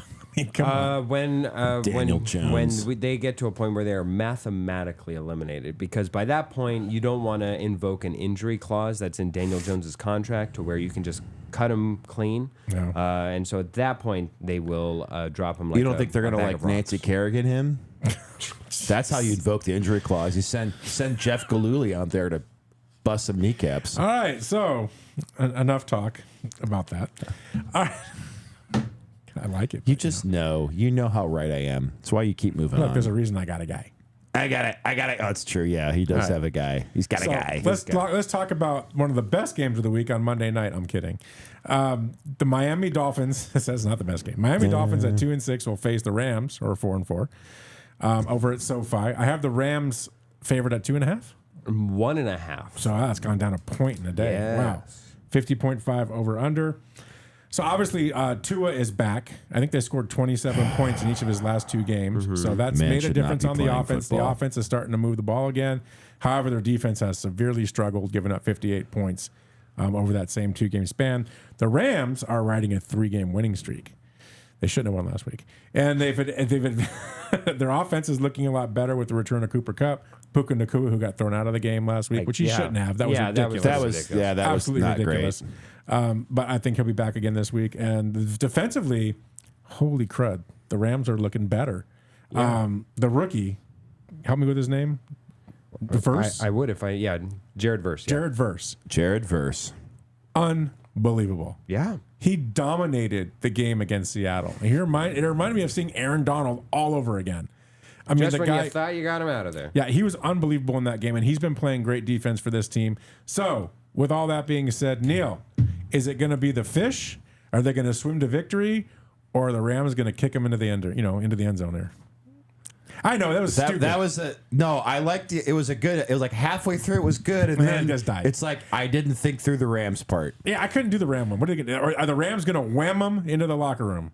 Rammy whammy. Okay, that's an LA thing. I'm just going to move on from that. Come on, LA, Rammy whammy. You I think remember that they can do that even with a loss. All They're right, not going to pull their whammies that's out, true. remember? So 78. So there's 2. Well, hang on. I'll get to that. So there's 2 things. First of all, okay, there's several things. First of all, Tua should not be playing football ever again. What is this man doing? I will die on that hill. I am sad to say that I will witness in my lifetime watching Tua succumb to some horrible neurological thing because he decided to play after he had 12 concussions, and these weren't like mild concussions. These were like severe cramping. Yeah, of the like hands. I'm having seizure concussions. It's so bad. Anyway, number 1, number 2. Despite his return, I think their season's done, which we'll get into that a little bit. We're talking about the mid-season predictions. I think they're toast. I don't think they're going to be competitive the rest of the year. They had those memes that show what the McDaniel looked like when he took the job, Yeah, and now he looks like a coke dealer. He's going to look like a strung out meth head after he's this in Miami. game. I mean, it's not going to be good. And blame the guy. so I think the Rams have too much for this team. Miami's traveling. There's always a little bit of a factor there. But to quote from the 1984 video, "Let's Ram It," I'm going to quote my man right here. Let's ram it. Hall baby. of Famer Eric Dickerson, who said in the song, The giraffe. "If you ram it just right, you can ram it all night." And that's what the Rams are going to do to the Dolphins. He's not lying. He's So, not. Yeah, no. He's I'm not picking lying. the I don't like the how Rams. he's saying it, but he's saying it. I'm picking the Lambs. So before we go to the next picks, you bring up Tua and how horrified you are, and I know you feel the same way. I feel the same way. Now, isn't his contract up at the end of the year? No. He signed. The thing is that his contract goes into his extension that he signed after this year. After this year. This year is his last year on his rookie So contract. they're stuck on his extension because it's already Oh signed. yeah, they haven't even begun it. Yikes. All right. Anyway, go ahead. Who do you like? I'm going to lose a hefty amount of money if the Rams do not win here, because I do not see a path forward for the Dolphins to win this. I do not think that they are good enough to beat the Rams, when I think that the Rams are about the only team that has looked actually good against the Lions, who I find to be, if not the best team in the entire NFL, maybe at least second. The Rams, if you remember that opening night, took them to the friggin' wire, man. And now they are only slowly but surely getting healthier. I think that the Rams have a great coach. I think that they have the best quarterback in the NFC, and I think that they are getting nothing but healthier, especially with the interim week of not having Puka Nacua, like getting him rest, essentially.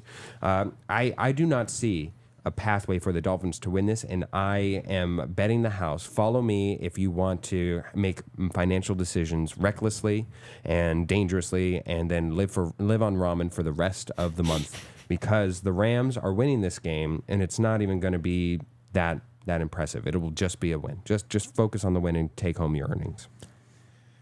Okay, well that's pretty convincing right there. I'm convinced. I'm gonna go buy some ramen. I mean, even with Hill and Waddle, I mean, you don't think Tua can I've get it seen going? him with Hill and Waddle these past 2 weeks, and it's still not. It's still yucky poo poo. Just remember, Yucky poo poo. if you ram it just right, you can ram it all night. All right, so I'm going to take the Rams too. Miami's look so bad, even with Tua back. The defense looks terrible. I think Stafford has a field day and goes off. I think Puka will be back. Cooper Kupp's playing really well. What do I want to call him, Pookie?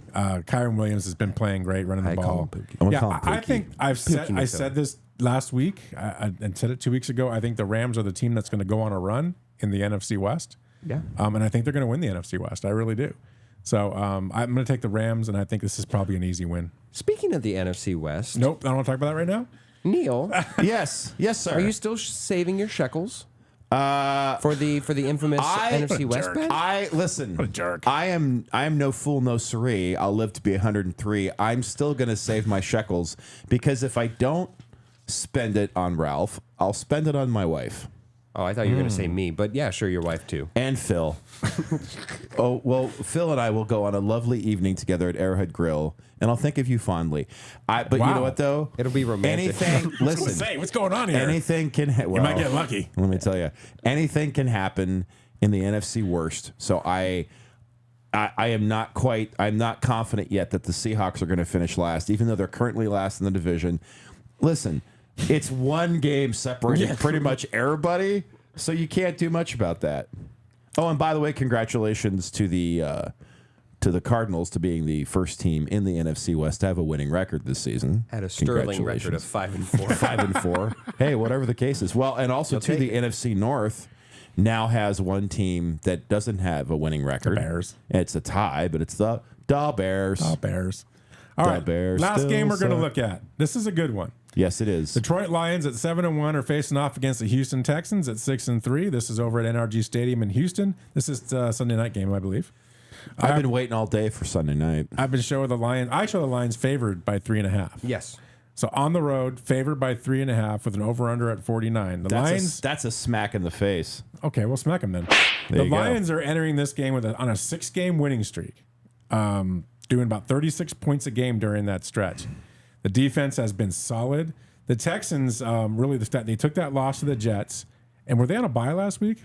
No, No, they played. No, they played against Thursday the night. Packers. It feels like a bye because they played the Packers. Oh, sorry. The Jets. Texans played the Jets. Right. So they're coming back from that game where they lost to the Jets. They're looking to rebound at home where they're 4-0 this season. And Nico Collins, I don't know, have we heard anything about Nico Collins? He's in the game, right? He's still questionable. He's still questionable. As well as Will Anderson. Ooh, that's a big loss. That is a big If loss. you lose Will Anderson, you don't win this game. Yeah, that's why it's so hard when you're saying to pick this game. I really do. I'm almost, if Will Anderson plays, I want to pick the Texans. If he does not play, I want to pick the Lions, and that's pretty much where it comes down to.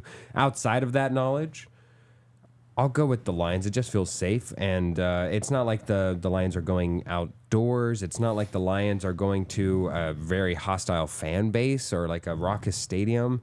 It's hard for me to find a way to not say, like, the Texans are coming from an extended week where last week they played on Thursday. That's about it. That's my only case where I can say that I feel confident that the Texans have an edge here. I don't know that the Texans are as bad as a 6-4 record would indicate, but they'll still be leading their division. I'll go with the Lions and wish that I would have picked the Texans had Will Anderson played. Neil, are the Motor City Kitties, yes, that's your term, the Motor City Kitties going to go ahead and destroy the Texans? Are they going to take a bite out of the Texans, or are the Texans going to lasso the Kitties and throw them in the fire? Do you write this stuff down? Like, you seem so proud of yourself. You're like, just thought of it. Oh my God, Neil, I have a good Come one. on, Neil. What do you think? Is it the Kitties or is it the Do you think Texans? the Lions are gonna take a bite out of the Texans, or the Texans gonna shoot the Lions? No, like lasso the Lions. I'll shoot them. We could do that. Or are they going to stake their win in it? I don't even know. No, listen. Well, I'm proud. Listen, I'm proud of you for trying. Though, I gotta like try. to me, honestly, that's what makes me happy is he tries. Yeah, absolutely. Unlike you, Phil. Anyway, Wow. so Week in, week out, that's I just not show true. up. Wow. That's not true. Phil is way better than Ralph. So Wow. I'm gonna pick the listen, I understand that. Again, that just for emphasis, this is the short version. This is a bit of a. This is not the short version. This is a bit of a trap game for the Lions. So they cannot overlook the Texans. Have the ability to be competitive at any point in time, and they are. They're on top of their division. Obviously, it's the weakest division in football, probably. But listen, I think that it's going to be a good game. I think it'll be closer. I think they may actually cover, but I do think that the roar will be restored once again to Detroit. The roar is restored. The Motor City Kitties are going to win this game. I won't say it's not going to be a blowout, but it's not going to be a 1-point game. But Okay. I think the Texans will cover, but I think So you're saying it's either going to be a 2 or a 3-point game? it's not a 1-point game. That's closer than 2 or 3. In order to cover, I'm doing the math in my head. And Well, if they're I was minus hoping 3.5, you wouldn't. It's not going to be a blowout. As soon as I said that, I was like, wait, You isn't left the yourself spread like 2 points of 2.5 to wiggle 3? room. What did I just say? Yeah. What did I just say? God, I forget everything I say after I say it. I'm like Joe Biden. All right, so I'm gonna pick. I think the Lions win this game. I think they continue their role. I think they continue their dominance in the NFC North And in the NFC. and the NFC. Yeah, so I'm with you guys. The Lions, I've said it every week, the Lions are the best team in the NFC. Right now, I think they're the team that's going to be in the Super Bowl for the NFC. I don't see anyone else that's close to them. Not even close. Yeah. I think they win this game. This is the good thing about a game like this is it's two really good defenses. So if Will Anderson plays especially, this could be a really fun. I like watching good defensive games. I think they're just it's a better game for me to watch. I think you could have that in this game. But I think the Lions offensively just have too much. There's just too much there. Goff is having the year. He's got so many weapons. I just don't see the Texans ultimately able to stop him in the end. And I think they'll have just enough to win this game. I don't think it's a blowout. I don't think it's a 1 or 2 point game, but Maybe it's a 3-point game. 2 or 3, excuse me. Yeah, you have to cover. It's probably it's not going to be a tight game, but it's going to be touchdown covered. game. Yeah, I would say. But I'll take the Lions, and they continued on their stretch of being undefeated. I think we'll see impact from Zadarius Smith. That trade, that acquisition, will reap benefits immediately for the Motor City Kitties. So with that, the only games that we've disagreed on then is the Pittsburgh versus Washington and The Niners. the Niners. Did somebody pick? And, you and the picked- Jets. I took the Jets. And the Jets, So okay. I took 3 different than you guys. You and Neil are right on except for the Pittsburgh-Washington one. which means I'll be I'm going to be the leading worst one in once the week, again or I'm this going to be the week. best one in the week. yeah. Yeah, That's what it means. But I think we listen, know how guys, that at the goes. end of this, I'll still be in the lead. Doesn't matter. Well, no, because if I went out, I would actually gain the 3 games that you're ahead of me. You're not going to win out though, because you're going to be wrong. You're not going to win out. Yes, I am. No, you're not. Yes, I am. Yes, I am. And this is Follow us why for people more, tune. Yeah, for more insightful commentary on football. No, you're not. Says who? All right, so Says we've got about 20 minutes left before the game starts. Oh so yeah. let's talk about some. We're basically at midseason. We're starting the second half. Basically, we are at midseason. Quit this basically stuff. We're starting the second half. Thank you. Much better.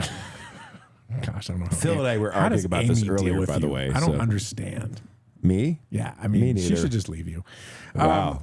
Amy, just leave him. Don't- There's so much better. Don't out listen to him. There really is. Oh, and hey, you know what? Real quick, on a personal note, by the way, shout out to Rich. Rich is one of our biggest fans out in LA, and I know you had a situation that happened this week. I hope you're doing better. I hope you get back up on your feet soon, Rich. Yep. So shout out to you, buddy. Do well, Rich. All right. So we're at the halfway point, starting the second half. Let's look at who do you guys.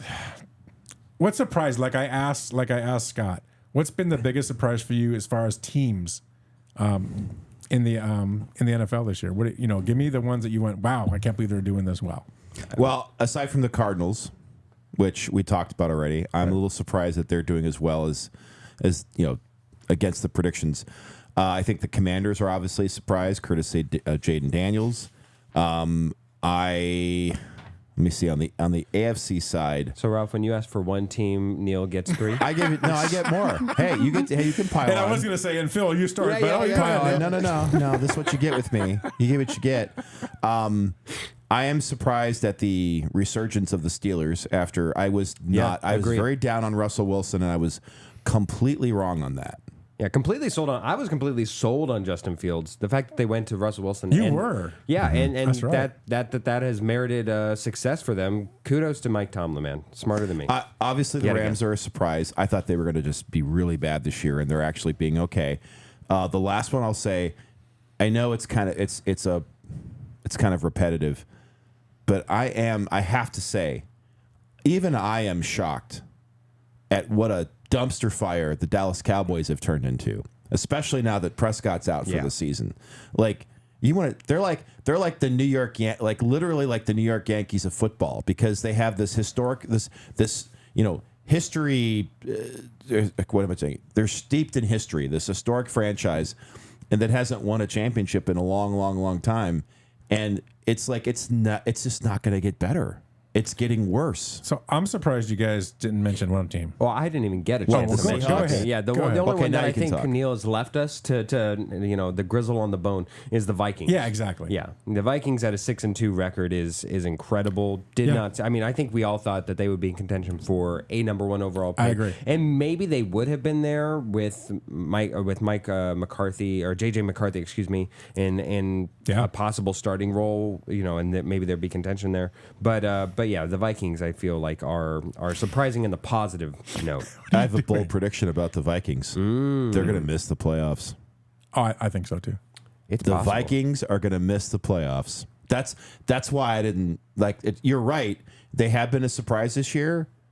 Unfortunately, living there for a while, I've seen this movie before, and I know how it ends. But even in 6 wins, like that alone, like even if they were to lose every single rest of the game that they have available to them, getting 6 wins alone for me was a surprise. Like I thought that they were looking at a 2-win season, so that they're at 6 wins is impressive enough for me to where everything beyond now is gravy.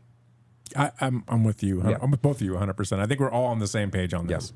So how about as far as the biggest surprise, any players that come up besides Jaden Daniels? Obviously, I think Jaden Daniels is the number 1, but I'll start in that one that I think is like should be an MVP favorite that is not, that I think is outrageous that he's not. Saquon Barkley feels like the Yes. tell me that he's not the Good point. lone player, the lone positive thing in that entire organization right now that is actually saving them at a 6-2 record. That is the one. That is by far the best offseason addition. That is by far the best. Offensive position player added in the entire thing. And quite honestly, week in, week out, best performance from start to finish across the game changing. You can tangibly attribute him to wins. I think that specifically speaking about MVP and most valuable player, that's not just quarterback. It's Saquon Barkley. Okay. You have anybody? There's a couple, but one that stands out, and again, this is my Viking back and forth. Sam Darnold. Yeah. You have to acknowledge the fact Yeah. that he got into a new system, a quarterback-friendly system, a very good coach, and he's flourishing now. So I think that obviously that's a big testament to the Vikings organization. However, Sam Darnold is a big surprise for me this year. And there's a couple like that, but he's one that stands out. I think that's a good one. How about a biggest disappointment? Somebody you thought Ralph was just going to kill Romano. it. Oh, everybody tells me that, but Oh, wow. Biggest disappointment, I think, would possibly be, for me, I had placed a couple wagers on this guy, but Anthony Richardson as comeback player of the year was what the wager I had placed. Just very disappointing. I think that when you looked at the tantalizing prospect that he is, both physically and I still say that he owns quite possibly the best pass of the year thus far. Like that in that week one where the friggin' ball goes out of camera and just drops in the dime back to Josh Downs. That is still quite possibly the most impressive pass of the year. Just disappointing. The fact that he's now benched, the fact that he's just so obtuse enough to even say that I'm tired when there are so many ways that you could have avoided that and that you're taking yourself willingly off the field.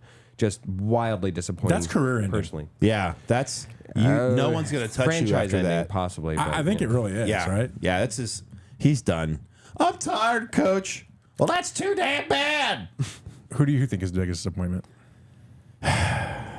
Besides you, I think that.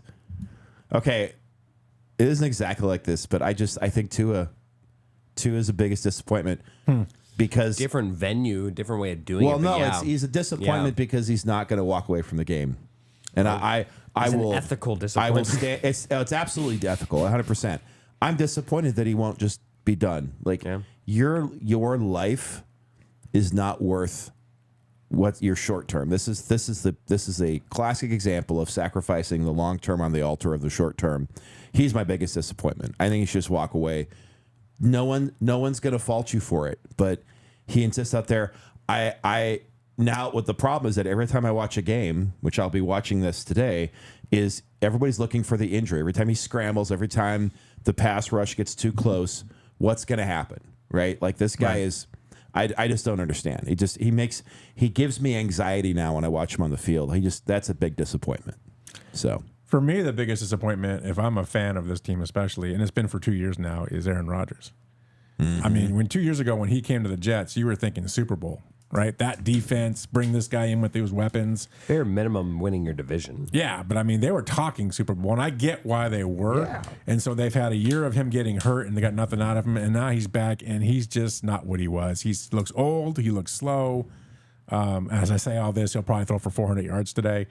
But he just doesn't look like Aaron Rodgers anymore. He looks like a mediocre version of Aaron Rodgers. And I'm sure the Jets fans are very disappointed. They thought they had something, and it's got to be a bummer for them. Aaron Rodgers looks like he's being portrayed by somebody in a movie about him. That's what he looks like. He doesn't look. Yeah.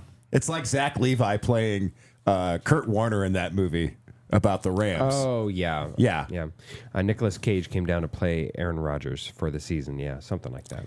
So Oh, hang on. That's a good. So real fast. Go ahead. Who would you cast as Aaron Rodgers in that movie? Is Nick Cage he's too tall though. There was a time where where Aaron Rodgers came into training camp, I think for the Packers, where he came dressed up as Nicolas Cage a la Con Air. Yes. Yes. So I remember think that. that's where I always have that comparison. I see. Well, I mean, he Other could than that, be. maybe like Who would be Ben Affleck? Ben Affleck? Yeah. Because you got to have looks. Aaron Rodgers is an attractive man in a platonic. He used to be, not anymore. He just looks old. He looks like weathered. he looks like Alec Guinness in Star Wars. Yes. You know the Force, Luke. All right. Whatever. Oh, you're not going to chime in? You don't have a back on the choice? train tracks here for a second. Because Ralph doesn't watch any movies. The only thing he watches is stuff that gets put out by by D'Souza's group or whatever. Like you watch all the stuff from I don't know what you do. Anyway, What the? Okay, Go anyway. ahead. We should discuss before it goes any further. Final in overtime, Panthers win 20-17. Wow. Yeah, That's Phil- an upset. That is. Giants were Wow, favored by really? 6 points. That's 2 in a row for the Panthers. Are we believers now? No. And next topic. Good Lord. All right. Good for you, Panthers. Let's look at some of the before we go to who we think is going to get in the Super Bowl. Okay. Let's look at some of the awards for the year. So, comeback player of the year. I'm going to tell you who I've got. Kirk Cousins. He's having a great season in Atlanta. Remember, now he was hurt last year. Love it. He's looking good this year for Atlanta. He's provided a consistent quarterback play for them. I like the way he's been looking. I think at the end of the season he'll have some really good numbers he posts. I think right now, for the first half of the season, he's my comeback player of the year. I can't. Sorry, go ahead. I'm sorry. I did it on purpose. Yeah. he stutter stepped you. I think I do. I have no thoughts that he's actually going to win, but I think the person that should win, Joe Burrow. He's played incredible. His win-loss record does not merit the effort and the statistics that he and his offense have put up. But Joe Burrow has looked incredible. You've seen like the full thing of him rehabbing and coming back from even that wrist injury. And some people said that it's very hard to see how he could come back from such a wrist injury. It's never been done. And so I think it's Joe Burrow, but I certainly acknowledge that he will not win it. Okay. Yeah, I'm not very original. I think it's going to be Kirk O'Chains at this point. Kirk Cousins, Cole's I Cash. was like, what do you? You Kirk got so many O'Chains, names come for on, him, dude. get hip and trendy. No, I think it's going to be him. I think he's just done so much. Yeah, I forget who I picked at the beginning of this season. I think I picked Burrow at the beginning of the season, but I'm switching that. I'm switching my vote. Switching my vote to Kirk O'Chains. I think I picked Russell Wilson at the beginning of the year because I felt like he didn't. He that's What did he another come one, back yeah, from? Just but being bad? from playing for a guy that hated him and not really getting an opportunity. No. But anyway, we'll move on from that. Anyway, Defensive Rookie of the Year. Who do you think? Oh, I think Jared Verse off of for the Rams. It's there's not really that big of a collective or pool for this, but Jared Verse. 3.5 sacks, 9 tackles for loss, 13 quarterback hits, 39 pressures. The guy is a monster. Yeah. Absolute monster. That's my pick too. I love the guy. I forgot his name, so I'm looking it up right now. But he's on the Lions. Hang on. As soon as I see it, I'll know. Let me switch down here. It's going to be Elaine McNeil. He's the one that they pivot. He's kind of the focal point of their He's in the defensive rotation, scheme. Yeah. So Elaine McNeil, defensive lineman for the Chiefs, the Lions, whoever these guys are. The Bengals, I don't care. No, I think Elaine McNeil, because of his pivotal role, just because of how the defense is played, I think he's going to be the defensive player of the year. Okay. Offensive Rookie of the Year, I think we're all going to agree on. Me. Jaden Daniels. Absolutely. Jaden Daniels, yeah. I don't think there's anyone. I thought. No, I'm going to say Marvin Harrison Jr. Woo! No, I think he'll finish second. Yeah, or I third. agree. But we all thought Caleb Williams probably in the beginning of the year. That's what I thought.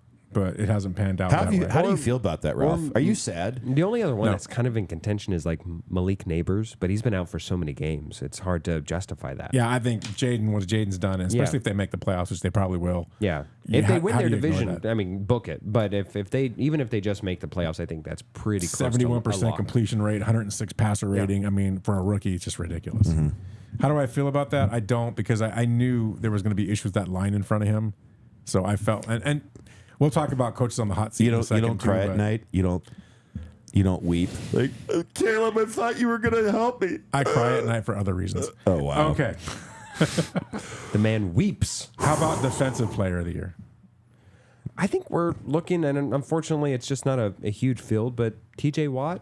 Like, I don't feel like anybody's really separated themselves too far from the pack.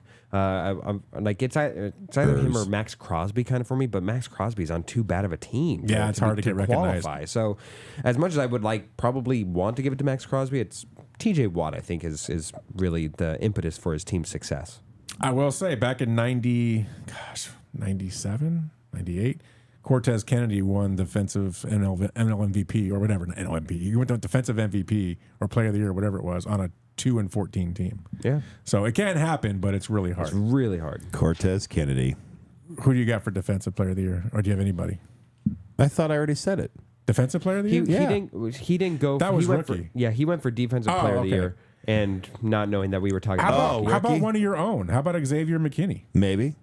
I mean, right? He's got 6 interceptions for Green Bay. I mean, he's one of your guys. Yeah, but The guy's a ball hawk, man. Yeah, I know. I have a hard time picking Packer players because something bad's going to happen, right? As soon as I do that, he's going to get injured. I can't do it, man.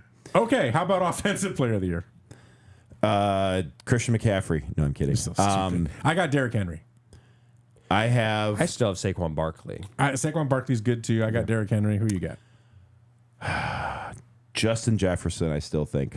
That's good too. I think good. Vikings, I think he'll be the good one. So They talked to Doug Peterson, the head coach of the Jaguars, who are facing the Vikings this week, and they asked him, what do you, Doug Peterson, attribute Sam Darnold's success with the Vikings this year? And he's like, Justin Jefferson. I mean, we were all thinking it. right. And I can't blame him. I can't. Like, Justin Jefferson is almost quarterback proof. He is him. Impeccable. Yeah, he's very impressive. He is him. Very so. impressive. Okay, I'm only pushing you guys because we're running out of time. Yeah. Okay, MVP. Patrick Mahomes. Like, you think so? If they go undefeated, you cannot you are unable to not reward an undefeated season. Patrick Mahomes. So it has to be Patrick Mahomes, seeing as how they're undefeated. If they fall short of that, then I can go somewhere else. I would say it's Derrick Henry. If you pick Lamar Jackson, you are wrong. Well, let's think about Lamar Jackson for a You second. can't give him three. You go. cannot give him 3 MVPs without winning a Super Bowl. 123.2 quarterback rating, 24-2 touchdown interception ratio. He's having a heck of a year. He is, but do you realize the precedent that sets to have 3 MVPs without a Super Bowl, and when his worst game of the year perpetually is his last in the postseason? That is the Steve Nash argument. They did not give him any more because they said, darn you, win one for one. He's having the best year of any quarterback. Ralph, how dare you? How dare you? How dare you, sir? Darn you to heck. Spit on the face of the annals of NFL history. Okay. Anal. I'll let that all go. He said we're anal. running out of time. I'm going to Super Bowl picks. Who do you have coming? Okay. In the NFC right now, with what's going on, I've got the Lions coming out of the NFC, right? AFC is a whole different ballgame, but I have the Lions right now in the NFC. He wants to pick the... I want to say Pick the Dolphins. I want to pick the Dolphins. The Dolphins. It's the Dolphins.